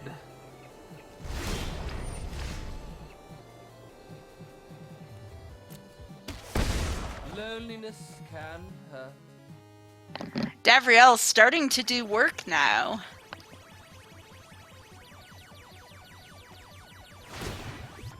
Davriel working very well with any sort of hand attack. Or just at the end of the game when your opponent's starting to run out of gas.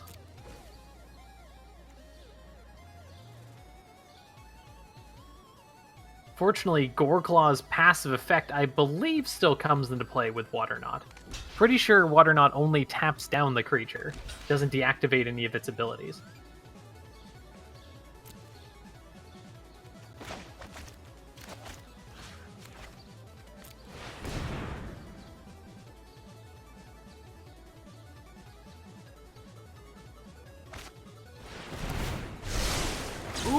Ooh! Oh my. Colossus with expansion in response, still getting rid of that Pelt Collector. What an interesting play.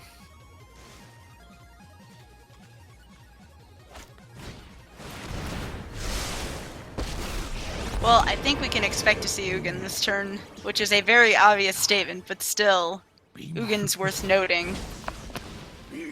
Yep, Ugin's coming down, gonna start chipping away at those multicolor creatures that Clifford's got.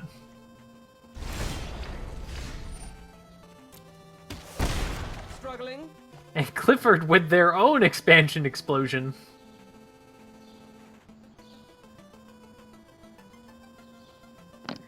The key difference is Clifford can actually cast Expansion Explosion. It's true. Both sides. Though I think I'd probably go for a Chemister's Insight here. Though the explosion does draw some cards as well. You could expand Chemister's Insight.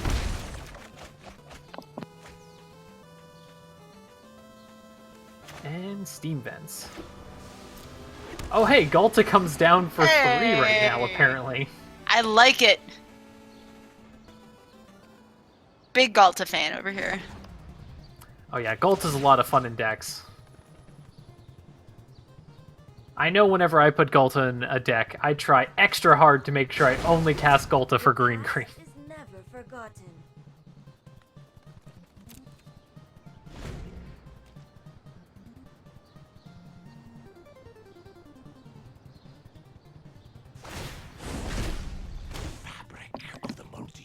Uncle Drake finally getting the red, but is it too late with that Skargan Hellkite coming up? Hey, And the Hellkite- Galta. Yeah, there's a lot of spicy cards on Clifford's side of the battlefield right now. And now the Siege Gang Commander as well, dang. Yeah, fortunately, Clifford only has 3 red sources, so you can't dump too many of these cards onto the battlefield, since a lot of them require double red.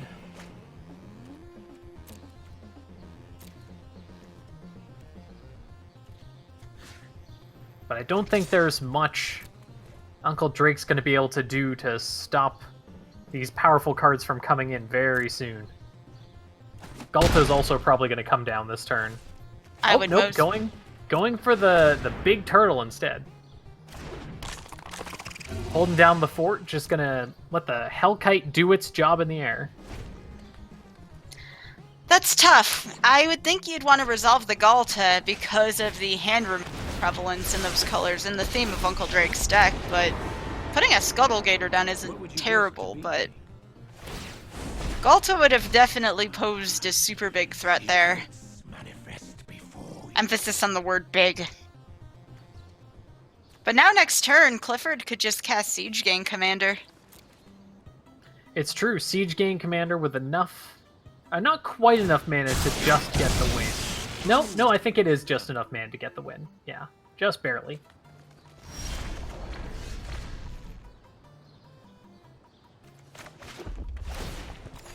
And looks like that's the line. Mm-hmm. No cards in hand. Nothing can stop them.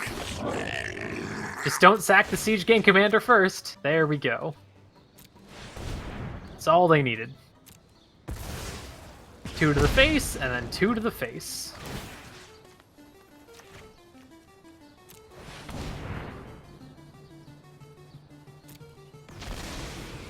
And that's game. That's 2 for Clifford.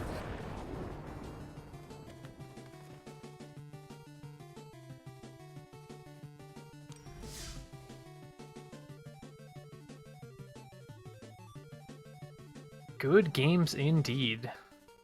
Indeed.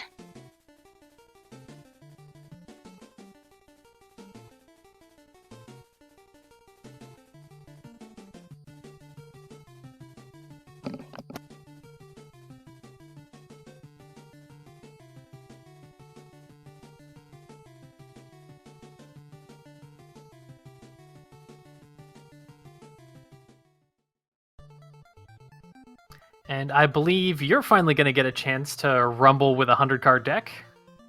I am. Looking forward to it. Is it going to be the deck that you were talking about earlier? Yeah, I have a Super Friends build that I've been thinking about using. I'm looking forward to seeing it go off. Yeah, why not? I have a Stompy build, but everyone Everyone gets to see me play Stompy all the time. I think a Super Friends build might be necessary. A nice change of pace. Yeah. Well, there's certainly a lot of Super Friends in all sorts of colors right now.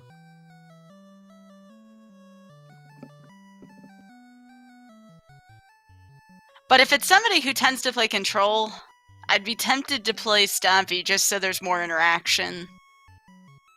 Because no one wants to see Control on Control. That's...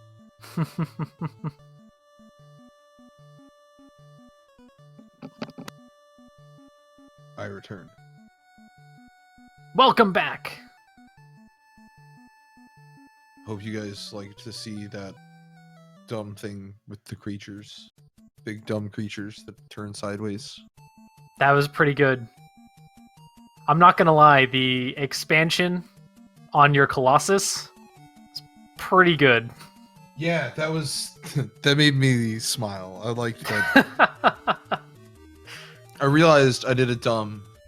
I did a really big dumb with my second -3. I could have and probably should have gotten the Domri, and then I could have played the Domri, +1 the Domri, and then had a hasty Galta set down an attack. But fortunately, that didn't cost me. Yeah, Uncle Drake and I want to do a Super Friends mirror, although I told Uncle Drake I'm not quite as experienced with it. I can try, though. Why not? People are going to have fun with it. Yo, sounds like awesome times. Yeah, I think it'll be a good match. yeah. Looking forward Alright. to talking over it. I will get out of your hair, and I'm going to be janky Super Friends build. I don't know if it's going to work, but I just tried to shove as many Planeswalkers as I could. That's awesome. We'll have fun and good luck. Thank Good you. luck with the games. That feels like an appropriate way to build a Super Friends deck after, seeing all these new cards. Just, hey, I'm going to take all of these Planeswalkers, put them over here, and then just dump 5 colors on them. There are 36 Planeswalkers in the set. That's, if you take that, then you take, say you need about 38, 40 lands. Add in the other, 8 Planeswalkers that you can really get to easily.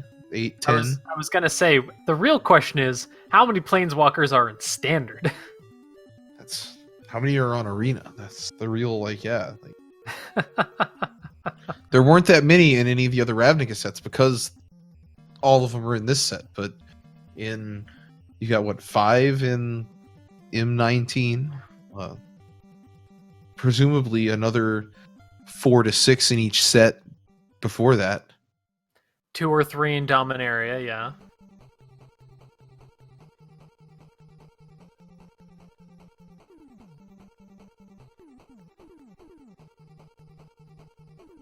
I'm definitely gonna find this out though. I gotta know how many Planeswalkers are in Standard. Quick to gather. I can find this out quickly. 73. That's a lot of Planeswalkers. That's more than I was expecting. There's 3. The list starts with 3 Ajani's and 3 Angraths.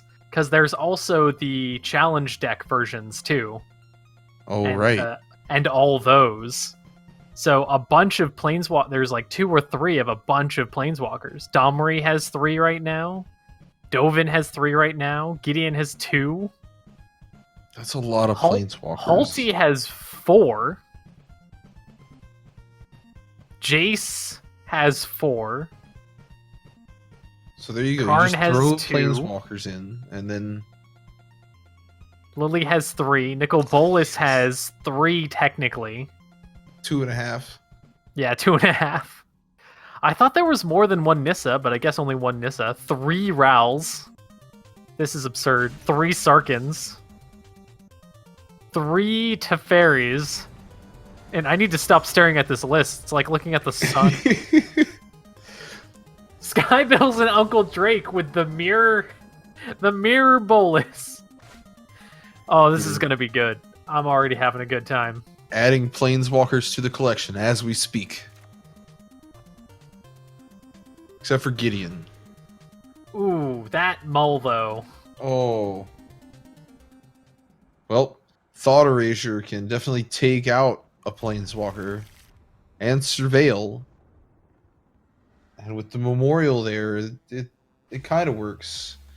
And meanwhile, Uncle Drake down to 5 on that side. It's Battle of the Mulligans here. Yeah, Sky actually keeping a pretty good hand against what Uncle Drake ended up keeping. The Water Knots and Cast Down not being that great in terms of interacting with Planeswalkers. No, and we're definitely going to see the Thought Erasure get one of those right off the bat. Exactly. Probably. You know, I don't know which one you'd go for here. Probably the Water Knot, because that could be really annoying. But I also don't know how many creatures are in either of these decks. Yeah, it really comes down to how many creatures are in this Super Friends deck. I'm going to go with enough, because Sky decided to get rid of the Cast Down.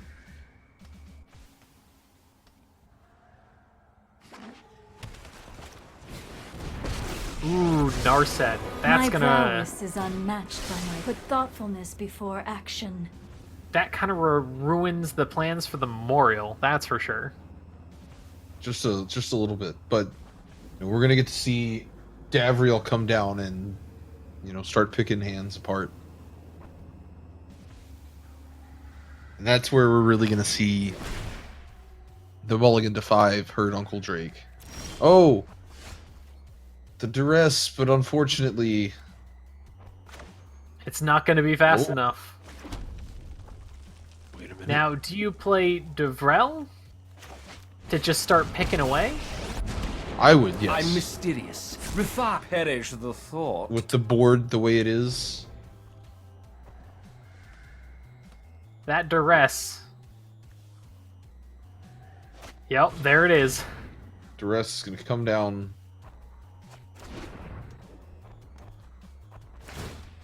Wait, Meditate you don't want that and Chromatic prepare. Lantern to turn into anything else. So, we'll just get rid of the Saheeli right away. Now, both players are going to be pinging at each other. Don't you think you'll be needing that? Oh, this is going to be such a weird game. I'm on board. Goodbye, Also, Island. I keep seeing these Jace Wielders of Mysteries and keep thinking someone just going for it and doing the mill self deck when Someday, Jace has a win con. one of these two players might be able to actually cast that Jace. Maybe. Maybe. Well, Sky will be able to sorry. next turn, I Yeah, think. not really. Let's I had a draft tidy the other up day a where I bit. got a Jace and an Ashiok. All I've and left you is pain. It was awesome. Hey, speak of the devil. Yeah, like a draft or sealed pool that has Jace and Ashiok in it, you know your game plan. You're going all in.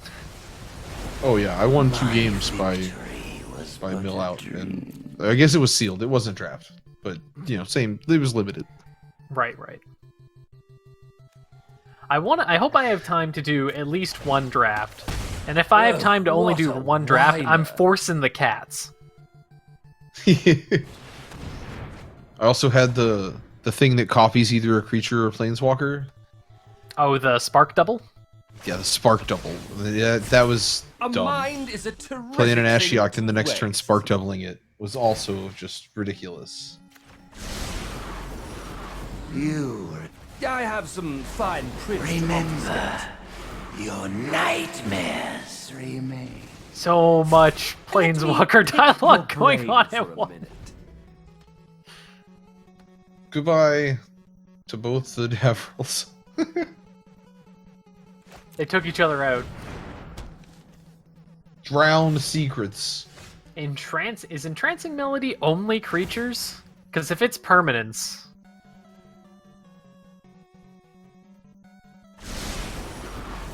I'm not sure.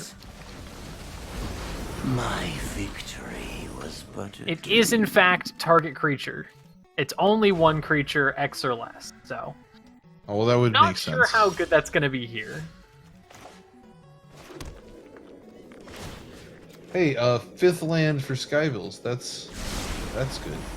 We're gonna Behold, see Back another Ashiok also leave. digest. I think we're getting like 3 bits of Planeswalker dialogue at once constantly. Yeah. What know you of dragons? Let's see if Might demands Sky power. can get that extra mana. If she gets it, I'm pretty sure that Sarkin's gonna be... Oh, but it's tapped! Well, next turn. Next turn. But next turn, Drake's gonna get the big I Liliana. summon you. I mean, you just gotta pick which one of the friends you're gonna get.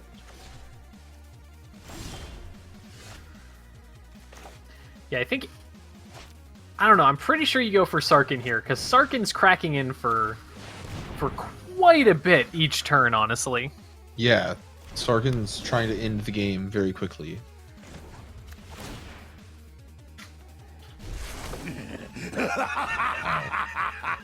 Liliana, Triumph, on the other hand, over there, just hanging out, being a better version.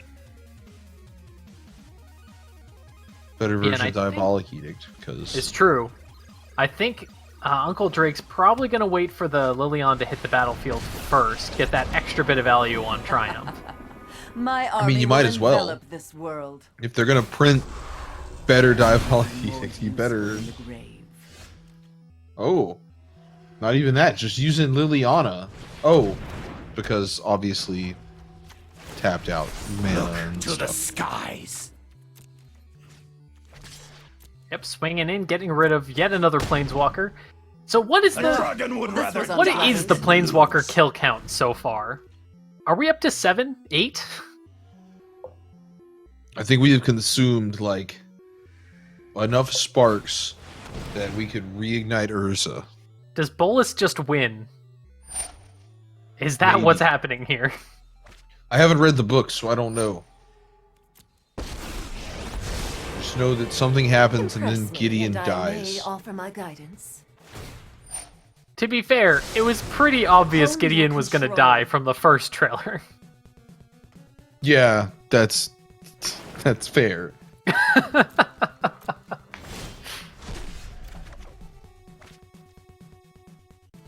And Karn coming out.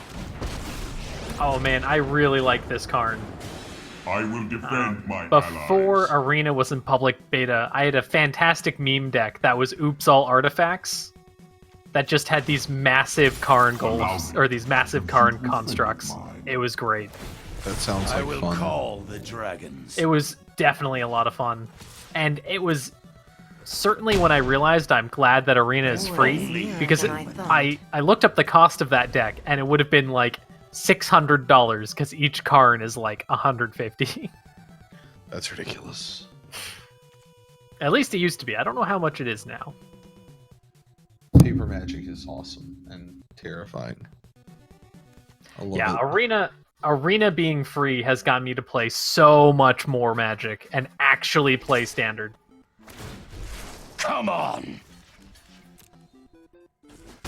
Arena is the best way to play Standard, in my opinion. For sure. Oh no, the other Sarkin! The dragon what you got. synergies! As it turns Time out, to choose. Always so exciting. Mill is an effective strategy against Planeswalkers, because if you cannot cast the Planeswalker, then, you know, you don't have to deal with it. Like, your enemy cannot press the button if you disable their hand. Well chosen. If someone actually gets milled out here, that would be kind of impressive. Come to me. But I think Sky's just gonna keep cracking in with all of these Sarkin Planeswalker dragons. Are we going to see an attack to the face, or are we just going to kill Ral? We're going to kill Ral.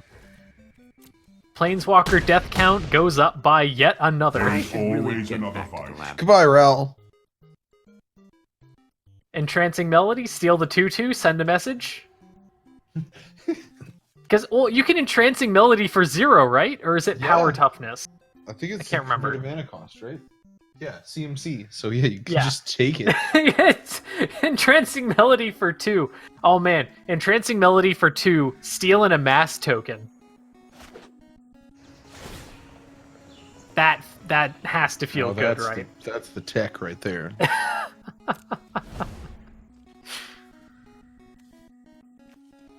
Oh yeah, plus the 2 because of the Narset, of course. All these planeswalkers with their enchantment abilities. Just There we talking about go. how interesting they make things, and and that's gonna do it for game 1. Skybill's gonna move on.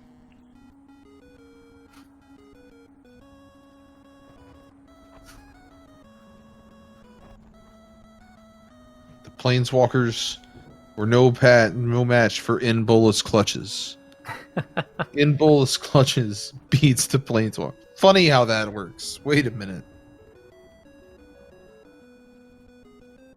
But no one used In Bolas' clutches on a Liliana, therefore, flavor fail.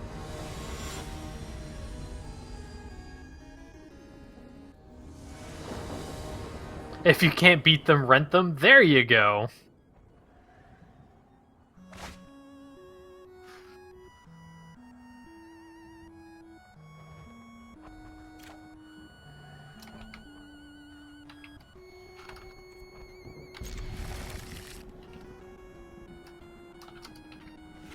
It's a lot of lands. But you know, you can cast all your spells.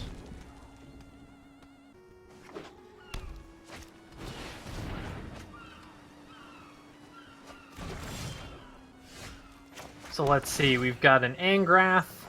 I know Sky really, really likes Angrath for sure. No fire, no steel. Congrats. Or is it more fire, The more world steel? yields to art, I'm not actually sure. passion. It's something like something fire, something steel. It's one or the other or both. We'll find out. Quick Saheeli on the far side. Saheeli turn 3, probably gonna put in a lot of work. Also, Dragon God Nikki B. Just noticed that was there. Yeah, you know, the whole reason that everybody's hanging out together. It's his party. We're just living in it. He's just like the mini Cruel Ultimatum right there. Those colors at mana cost.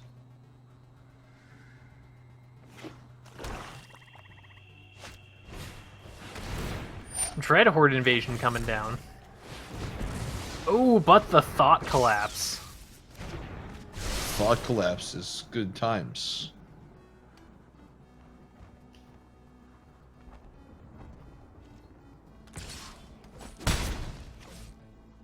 So looking over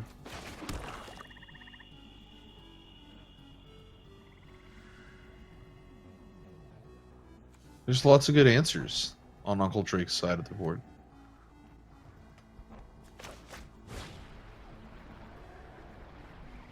Yeah, not quite enough for the kicker here. But still, 4/4 flyer, it's gonna put in some work. Unfortunately, that Chupacabra is gonna just eat something up. Yeah, probably. Probably going to see Chupacabra say hello, goodbye.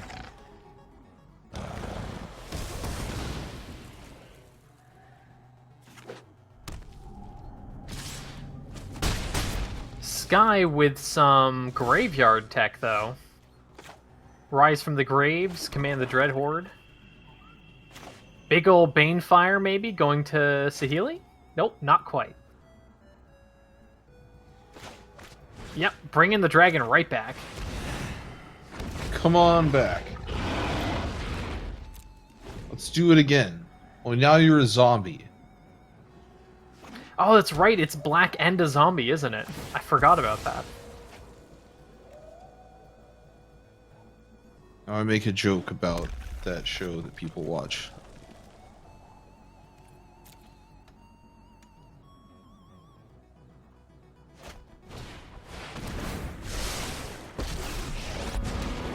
The undead make great minions. Loyal and silent. And Liliana has come out to play. A little death never hurt Yep, anyone. going with a big sacrifice here. Waste not death is enlightening. Command the And the Dread Horde dragon is is going to be gone real again. interesting here. Man, the Dreadhorde is going to be real interesting here. Well, there's actually a really fun synergy that I saw a magic designer bring up, where there's the Gideon defeat. Sacrifice, What a which drag. brings it's a 1 for white. Hey, over here. Takes all damage that you'd be No dealt this problem. turn Fire and can't solve. siphons it into a creature. That works with Command the Dread Horde. Oh, wow. Really? Yeah. That's not pay life equal to the... It's... Oh my goodness. Yeah, That's it's awesome. take damage. Look That's- on once. I am one again. Also, hey, Bolus. You know. Sometimes you just need a...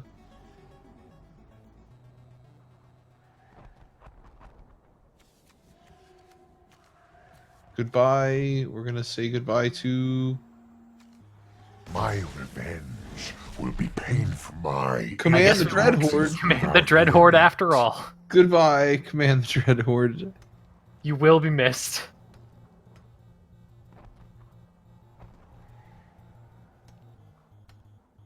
Sky not sure what to do here, it seems. Bolus, tough to beat.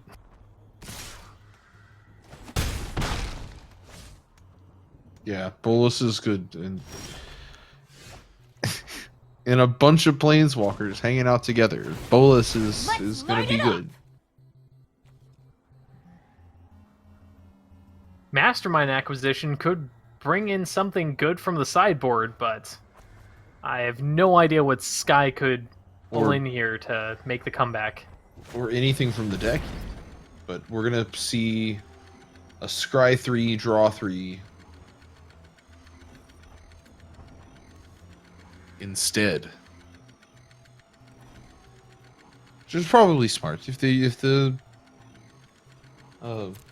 game gives you the precognitive perception, you should probably cast it. Ooh, and a Frascus Contempt. That's a good top deck. Yeah, if Sky can hold on just a little bit longer, she might be able to stabilize here.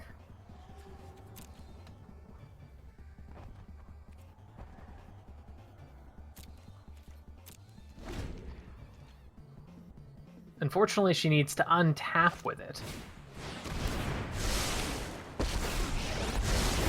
I've got them all figured out. Hello, Jace. Hello, How one you of the play 4 that. Jaces in the current standard. Remember Jace? They banned him from standard because they decided it would be a good idea to print We're done four here. abilities Suffer on for your Mana Planeswalker. cause. I do. And It then- was great times. I loved it. Jace the Mind Sculptor, still one of the most ridiculous planeswalkers in the game. So good. Alright, Sky drops to 8.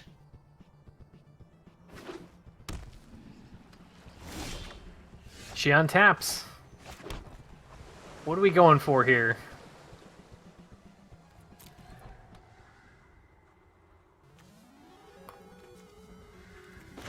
Mastermind acquisition for nothing.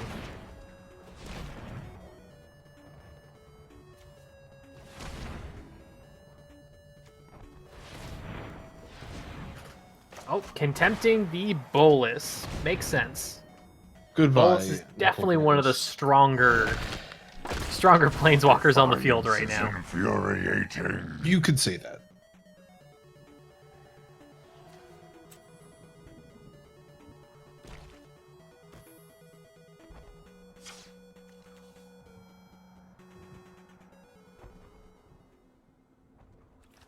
Although I'm curious to see why, if Sky has something to get something from the opponent's graveyard. Yeah, the Daredevil right here. We'll grab. Ah, right.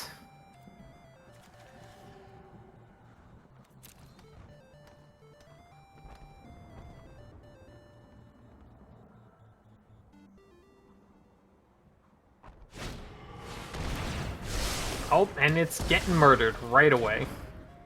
Immediately.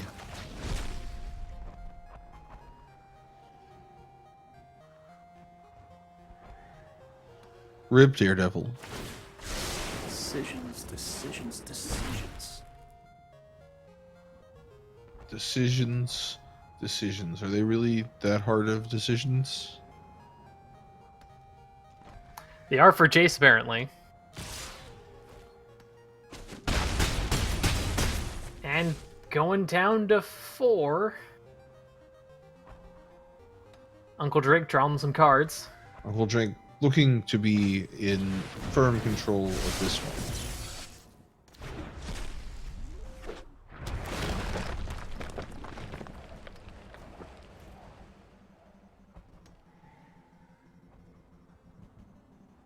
But you never know. There could be any sort of 1 damage board wipe would really help here. yeah, or what's the other? Oh, hey, Liliana.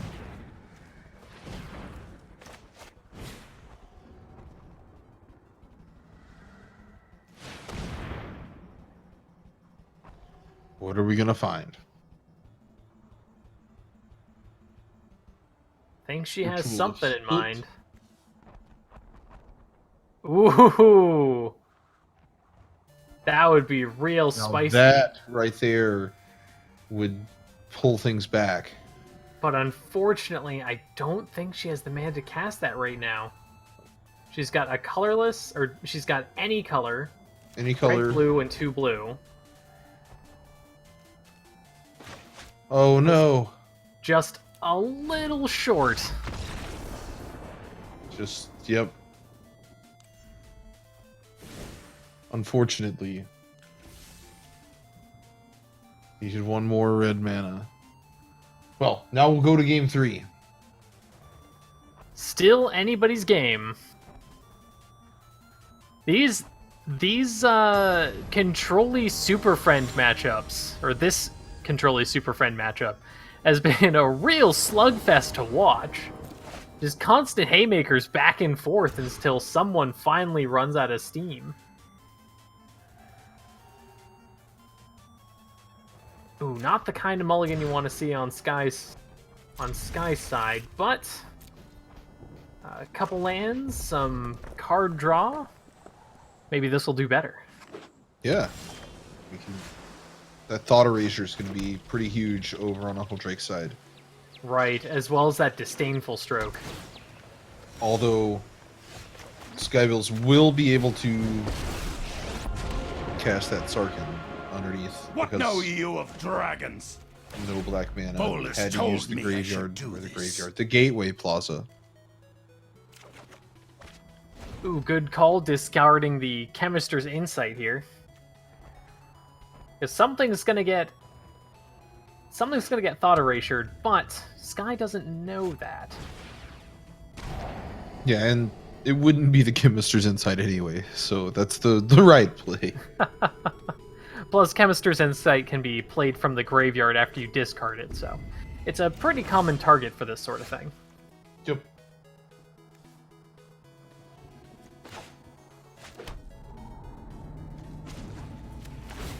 I know what I'm doing. Ooh, and another Masterminds acquisition.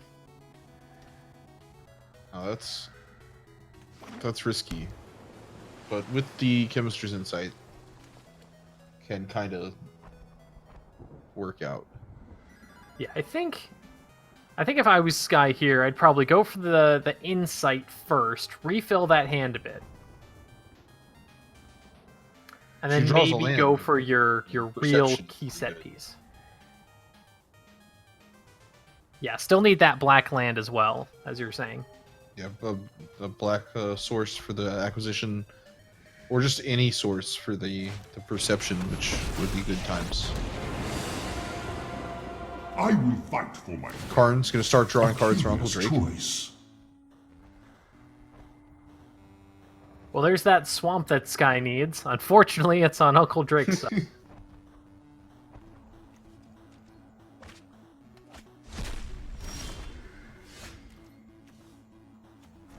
Sky, unfortunately, with a lot of 4 and 5 drops, unable to cast them all.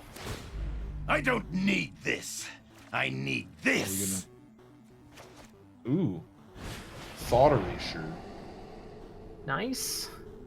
Probably taking out the... Well, I guess Contempt is... Oh no, Contempt is in fact a creature. And does she have enough to cast Bolus? She does. I think she does. Wow. That's a good surveil right there. some pretty good top deck from that Thought Erasure. There's no real way to deal with the Sarkhan.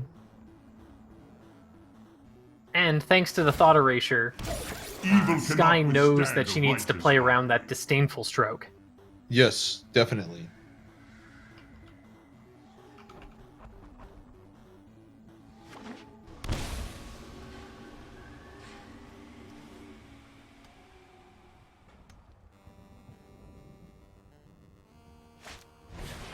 Might as well draw some cards. 3 Can't cards are better argue with than drawing 2, a but- card.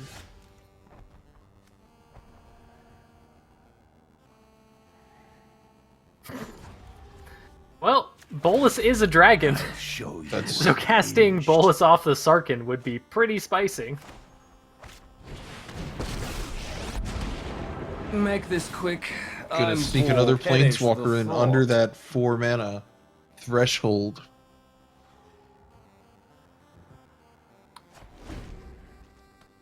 Right. And Uncle Drake doesn't know what Sky has in hand. So probably not sure what to play around here. Awaken. A lot of crazy stuff happened last game, so it's hard to really know what you need to worry about.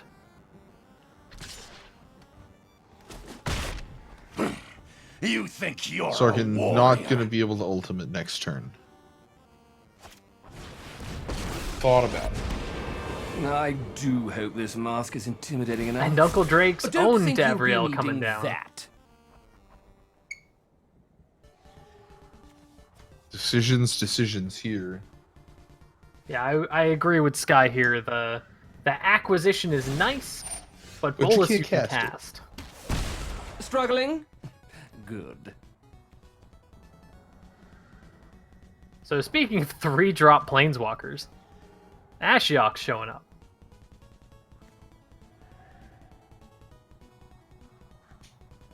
Man. So if you cast Ashiok, you know you're gonna lose Bolus. I am that which nightmares themselves fear. I leave.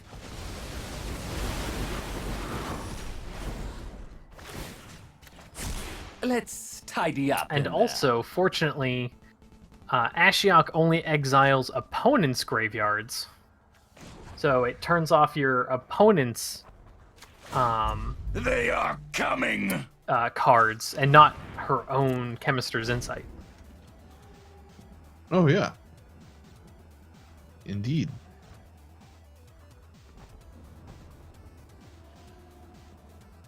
Indeed. Yeah, Uncle Drake still having a hard time holding up that Disdainful Stroke.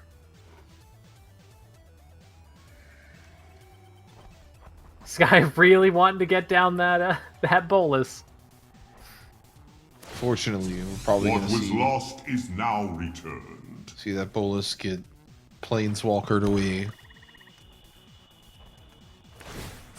A mind is a terrific thing to Goodbye. waste. Goodbye, Nicol Bolus. It's okay, he'll be back later, I'm sure. Recurring villains often do that.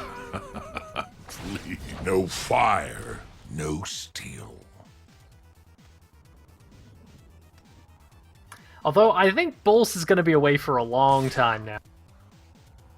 Yeah, maybe just a little while. You Time Spiral 2. haunted. Well, the last, what, 4, Loneliness 5, 6 can sets have hurt. all been about Bolas. So I think it's good that they'll be taking a break. doubt my methods. We just need to pull out that mysterious black your oil. That's totally a good thing, right?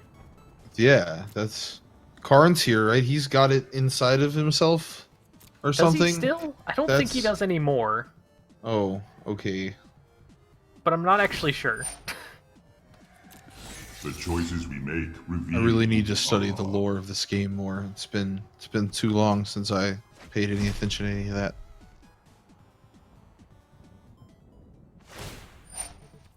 no fire. Yep, no Angrath putting in some work against Sky's hand. Oh,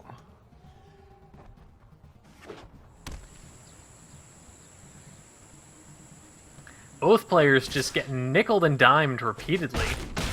Uncle Drake really wanting to get rid of that Sarkin. You want to fight? just making sure that Sarkin doesn't explode.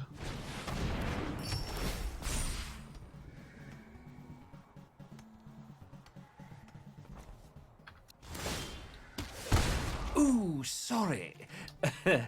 Not really. Madness? What madness? Madness. Yeah, I can't This is- blame Yeah, tomorrow, Uncle like Drake my for not masterpieces. wanting 20 power in flying dragons on the battlefield. Yeah, I mean, come on now. They're fun. They're fun guys. Dragons, they... Alright, well. And Sky With conceding another to the Nicol Bolus. That'll happen. We thought he was going away for a while. He was just getting his god powers together to come back on the other side of the table. Yeah, and some pretty rough mulls at the start of that game too. Oh, Still definitely. a very interesting match. That was a fun one to watch. Fun one. GG to Uncle Drake taking it down in 3.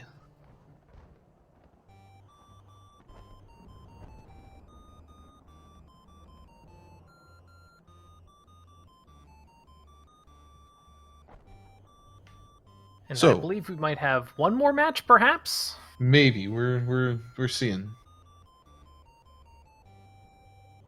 So, what's your favorite thing you've seen so far tonight, Rogue Link? It's been a fun night of singleton stuff.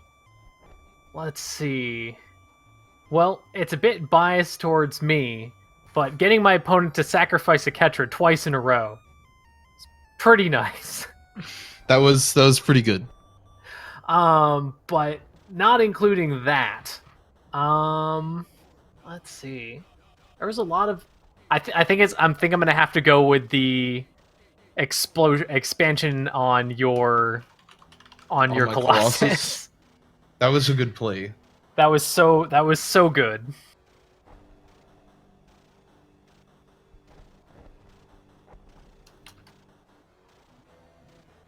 That was fun times.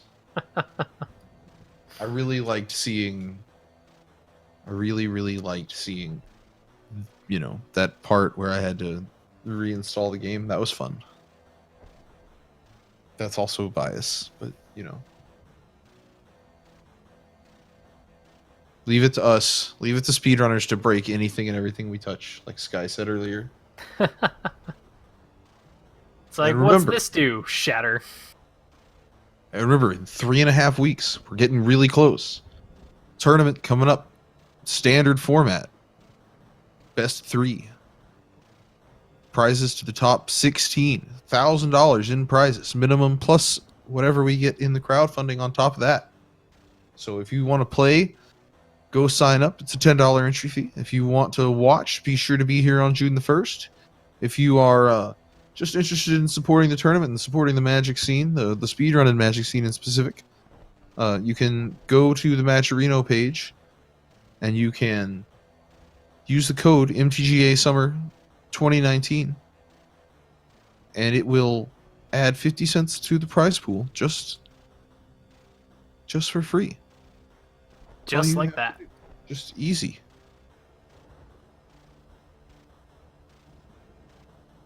So, next week there will be merch.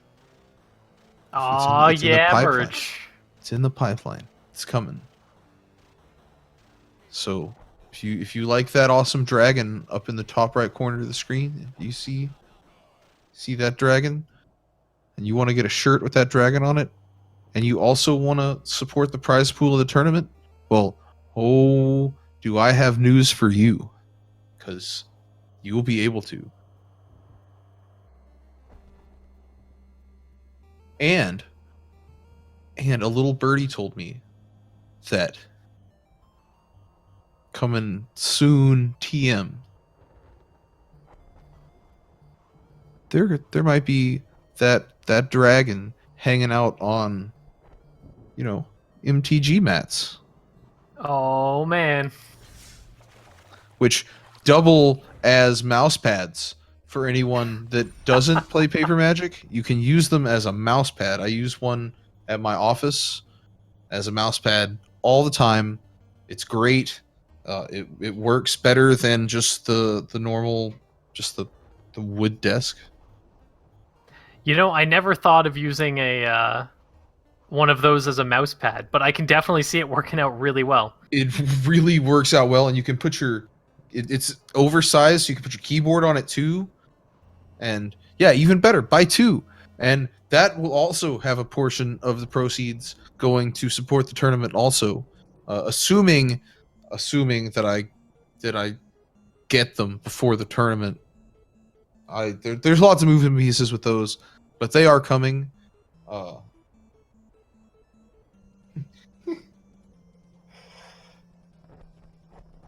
We have Skywolf and Seabills coming up now. In the final game of the night. So here it comes. Get ready for it. Skybill, Seawolf, Seabill, Skywolf, one or the other, however you say those names. Words are hard.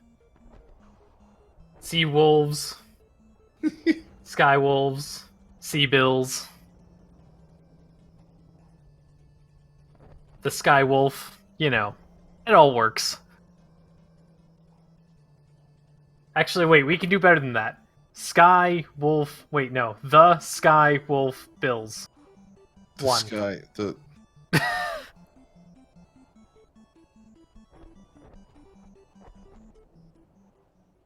don't know. I got nothing. yeah, me either. I would like to abandon this joke.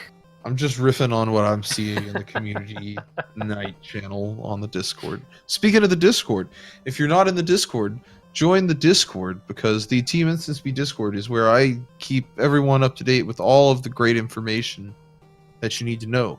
And on the Discord tomorrow, there's going to be a sign-up sheet. If you want to, maybe not play Magic so much, but maybe you want to talk about Magic where we're sitting, I'm gonna have a sign-up thing where you'll be able to put in, and we're gonna put out a call for some more community commentary for Wednesday Night Magic. So if that's something more your speed, keep eyes out for that, because that's exciting. Looking forward to hearing more great voices in the speedrunning world talking about Magic. So yeah, it'll be great to hear what other people have to say about all these crazy games. Yes, indeed it will.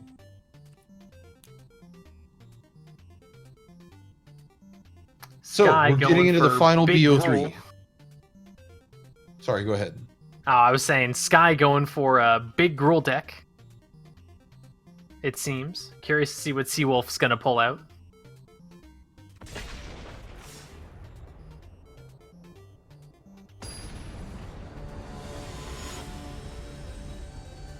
We begin.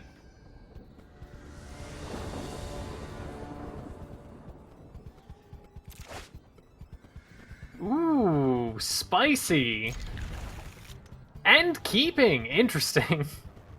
I'm not sure if I would have had the guts to keep that hand. And it was a snap keep almost even. Like, I think Sky really wants to get that Living Twister down. Seawolf going for some sort of proliferate shenanigans? I'm counting 4 colors. Clifford, I'm counting 4 colors, and Sky getting the Twister down on 3. now, the find really could be just the green for this, but, 4 colors could also be in play. That's true.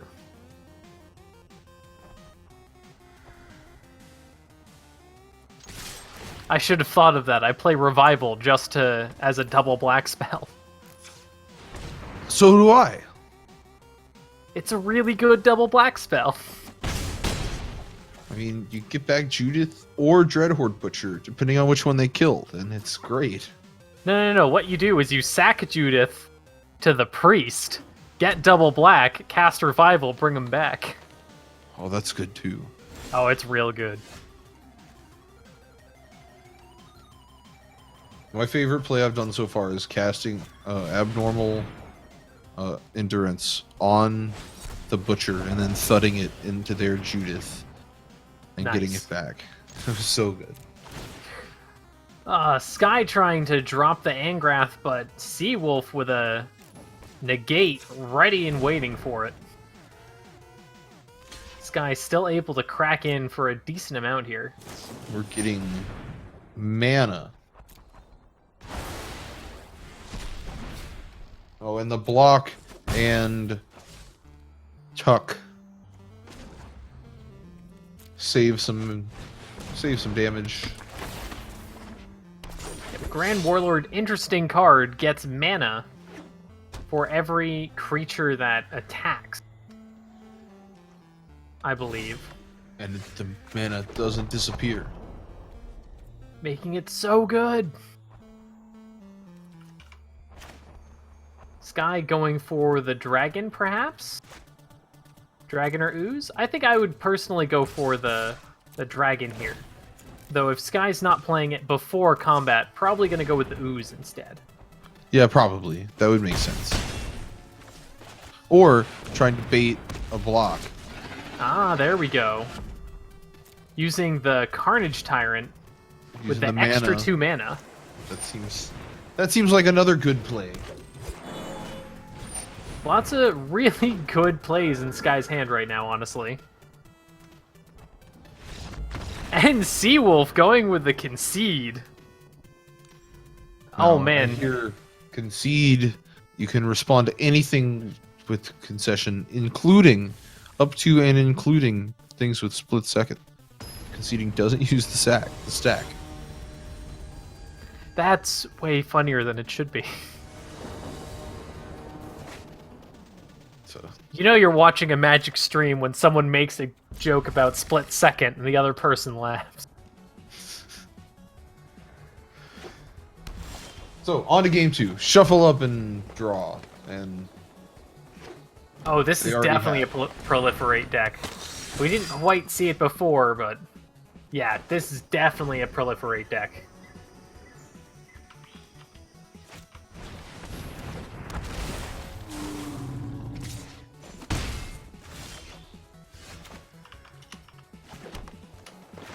Turn 3 Jade Light Ranger from Sky. Always a real strong card. Turn 3 4/3 most of the time. yeah, and you get to see that Arlen hanging out on top.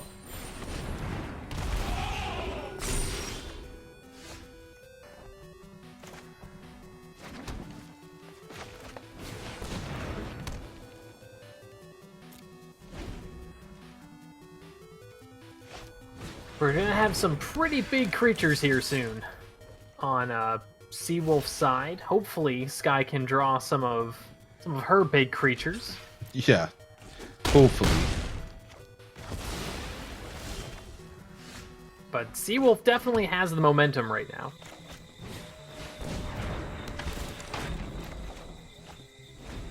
A Draconic Disciple can tap for mana or become a dragon.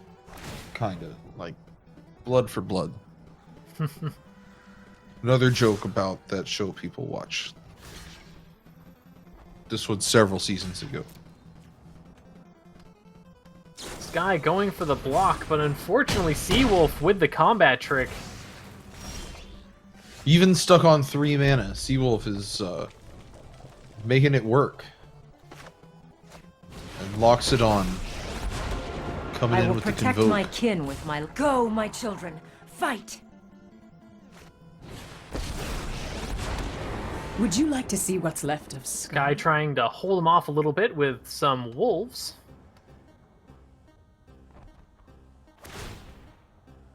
All things begin Giving another and target end to swing in to. nature.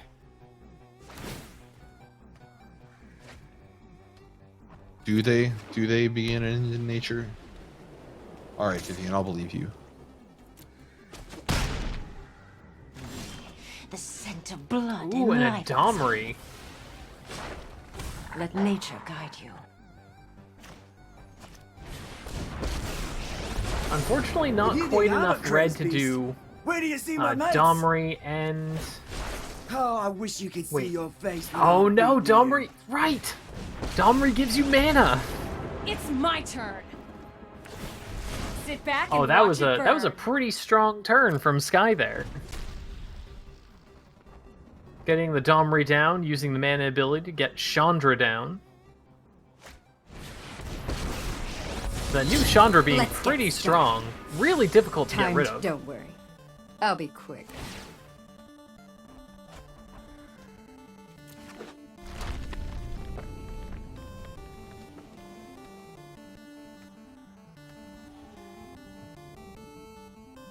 And now Seawolf is drawing more lands. That are endless. with the grow from the ashes, that's going to help him even get more. Really turning this around from, I mean, turning it around at 3 lands. He was still doing all of the work, making things go and go quick. But now the engine is really thrumming. What's that smell? Oh, it's you burning. Yeah, Sky choosing to keep the Domri alive for as long as possible. Yes. I wonder if the other Sarkin, the new Sarkin's in this deck. I could definitely see that working out. I would think so. Oh, and I mean, there's if a you're- Ronus. But no creatures on the battlefield, unfortunately. I bow. Unfortunately. No one. All the planeswalkers, but none of the creatures. Though you could get a... Actually, no, that Sarkin doesn't make dragons, does it? The other Sarkin makes dragons. No, the Sarkin, I think, I don't know. There's so many Sarkins. Yeah, this Sarkin filters your card draws a bit. Then he ultimates for he ultimates Right, for dragons. Ultimates But- for dragons Starting allows over's you the to get only mana way. for dragon. That Bastion gonna really start proliferating them counters everywhere, all over the board. And Seawolf has even more planeswalkers in hand. So that Bastion is really gonna run away with the game. Yeah, it's like, hey, let me cast a Gideon and then proliferate him 2 or 3 times. You know, what could possibly go wrong there for anyone? It's just gonna be bad for you.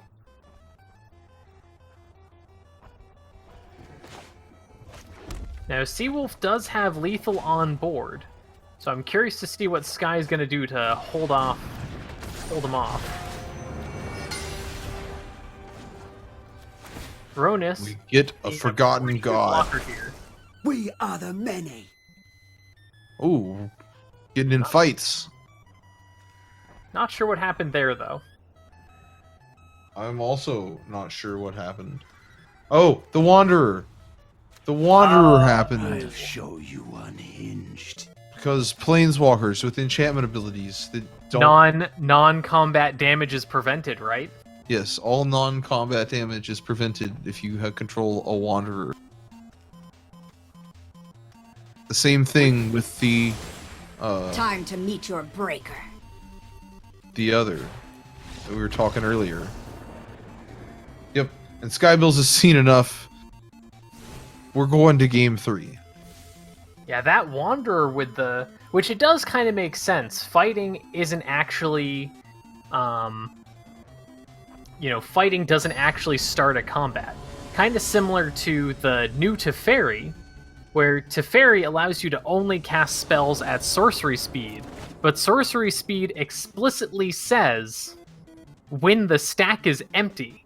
So if you cheat a sorcery into play on your first main phase with a copy spell or something like that, you can't cast it if the new Teferi's in play.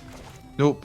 New Teferi, much like the old Teferi from Time Spiral, shuts down your opponents to only casting things when he says you're explicitly allowed to cast spells.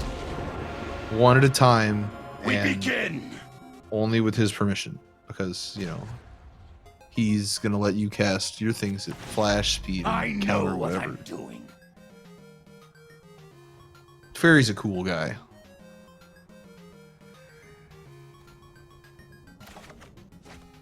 So, is Sky gonna discard? She is.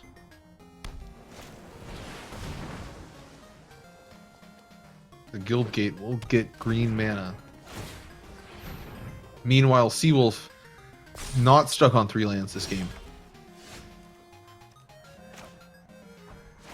Yeah, Seawolf looking like they're going to have some pretty spicy plays here coming up. Sky still trying to set up her hand. Ooh, Chaos Wand. That'll be fun. Chaos Wand. That's a fun singleton card for sure.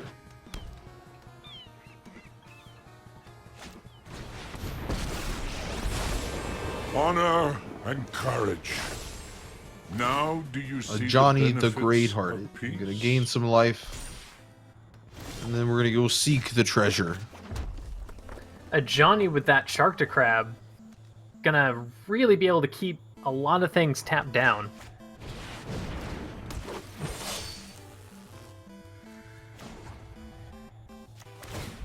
I don't need this. I need Guy this. continuing to filter her hand. Ooh, into a Ravager Worm. That's gonna do some work. A moment. That's a fun card. We just need one more green mana. Yeah, the double green costs Oh, I guess spells the in Sky's Warlord. hand being a little difficult right now. If I have to The light Warlord the would give way, it to us if we I ever will. get to attack with the Warlord. That's the big thing. Unfortunately, with the Shark to Crab, it's not just when you adapt, it's when any +1/+1 counter goes on it. So a Johnny plus the Shark to Crab is going to keep something tapped down for a pretty long time. For pretty much ever, yeah.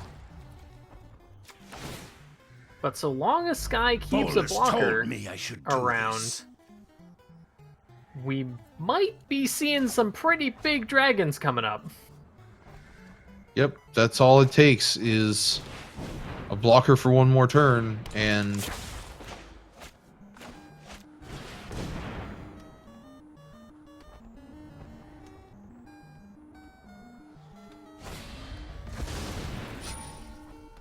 Oh no!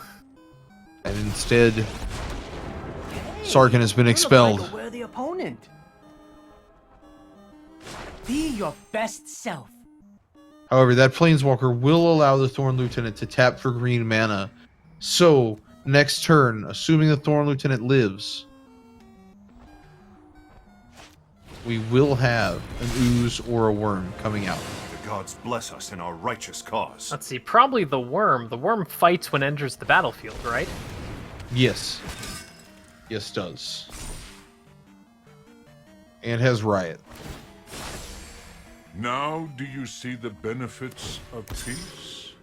I believe in you, friend. I don't know if I see the benefits of peace of Johnny. This looks sketchy. The benefits of peace. by giving everything counters for war. Right, because if you go to war, he's just going to kill you. So be at peace with him. It's like, hey, another Sarkin. Wait, no, it's the same Sarkin. Teamwork is strength.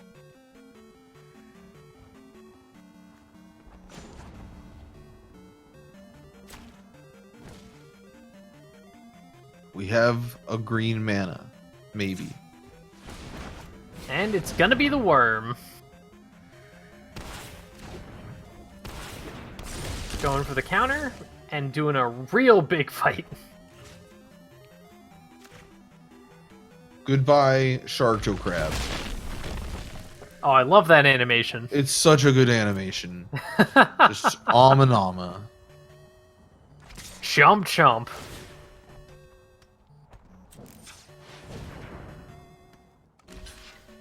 And now we have more mana. Not enough to cast anything in familiar hand, but taste. it's certainly going to help with things like the ooze or maybe getting Sarkin out in the same turn. Goodbye, Ajani. Another planeswalker has got.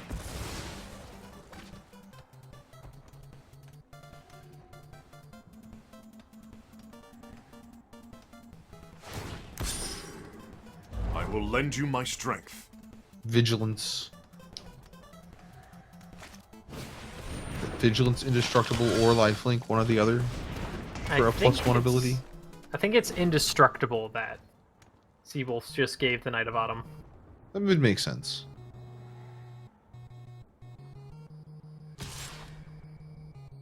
A Johnny coming, or a Gideon and the Knight of Autumn coming in.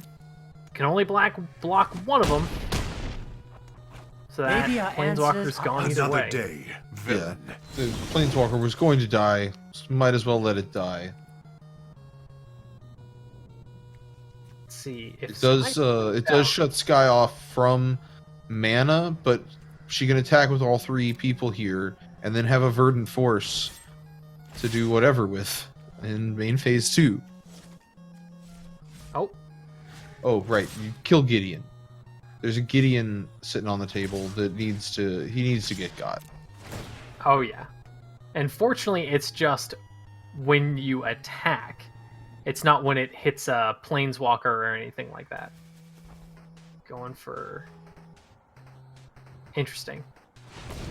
I don't think I've ever seen that that control before. But Sky will still have the triple green needed for the Force. My And strength. here it gave comes. Here it comes. And Verdant Force, a classic card that Unfortunately, you don't ever get to see anymore. we're not going to see it today. Back to the hand.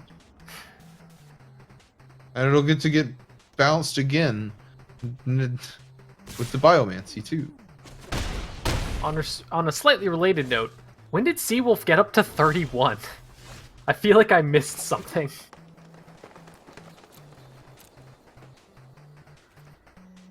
Oh, you know, when you have a bunch of Planeswalkers that do things, you get to gain life. But Sky swinging in for a crazy amount of damage here. We're gonna see the Verdant Force again, and then And this it time gets it's gonna bounced. stick. No, it's not. Oh, you're right. I keep forgetting the other side, the other mode of applied biomancy.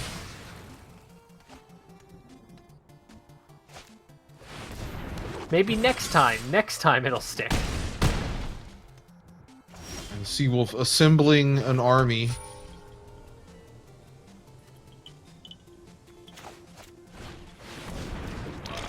This guy says, I can also assemble an army. Thank you very much. Let's go with some ooze. These blocks are going to be really awkward next turn, though. And Though treat I- it like a Power Rangers movie. All the ooze. All the ooze. Though I did forget that the +1/+1 counter goes down at the end of the turn. So Sky's going to have plenty of blockers for Seawolf's board. Might demands power. Welcome back, Sarkin. as Sarkhan's been cast 3 times so far this game. Something like that.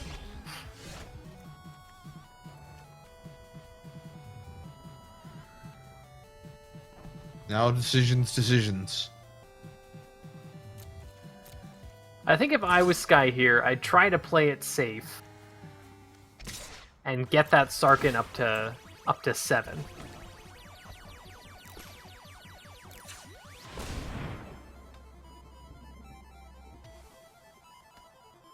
So now what does Seawolf do? He's got to Going know the for the Verdant double Force is blocks. coming no matter what. Which this makes sense. I can understand these blocks. But on Sky's side, that's going to clear out most of the board. And it's Yeah, definitely going to be Verdant worth Force. Sky getting down all those blockers. Especially if they explore every time they enter the battlefield. Verdant Force is pretty great. Madness! He makes Saprolings. They can block. Saprolings are good at blocking.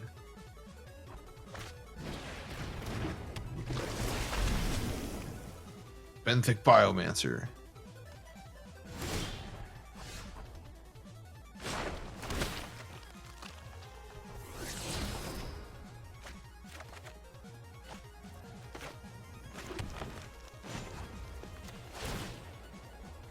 Now Sky can Don't discard doubt my those mountains to turn them into treasure maps. And this Goreclaw is going to be pumping all of these big creatures. This Goreclaw is going to win the game next turn.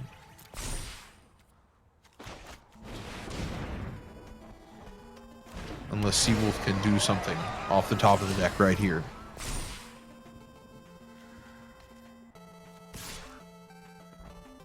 Sky can almost just swing in now. Not quite.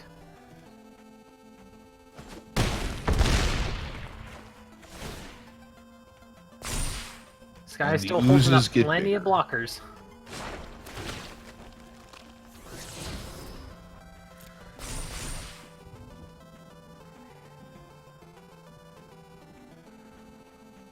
And this, it looks like it's going to do it. Urban Utopia turning into an island.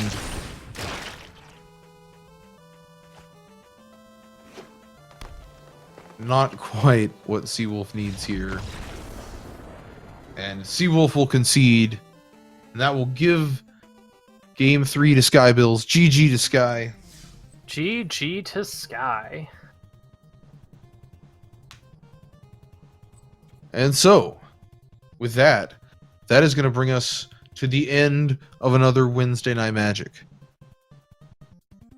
Thanks everyone for hanging out. Thanks to you, Roguelink, for commentating with me and with Sky. Thanks to Sky for commentating when she was in the booth. Thank you for commentating as well.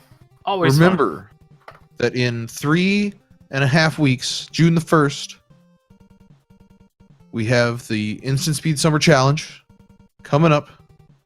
Be sure to go to the Matcherino page and sign up for there. $10 entry fee, minimum $1,000 prize pool, with a payout all the way down to the top 16. I don't think there are 16 people signed up yet, so you sign up, you're in the money already. Like, you just gotta you're playing that numbers game.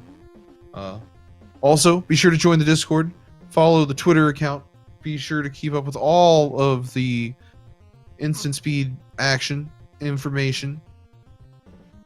Stay up to date with all the cool merchandise that's coming out that you'll be able to get and use to support tournaments. And yeah, be sure tomorrow to keep eyes out for that commentary sign-up form, the community commentary sign-up form, if you want to hear your voice on this lovely channel on one Wednesday night coming up in the future. But with that, do you have any last words for the evening?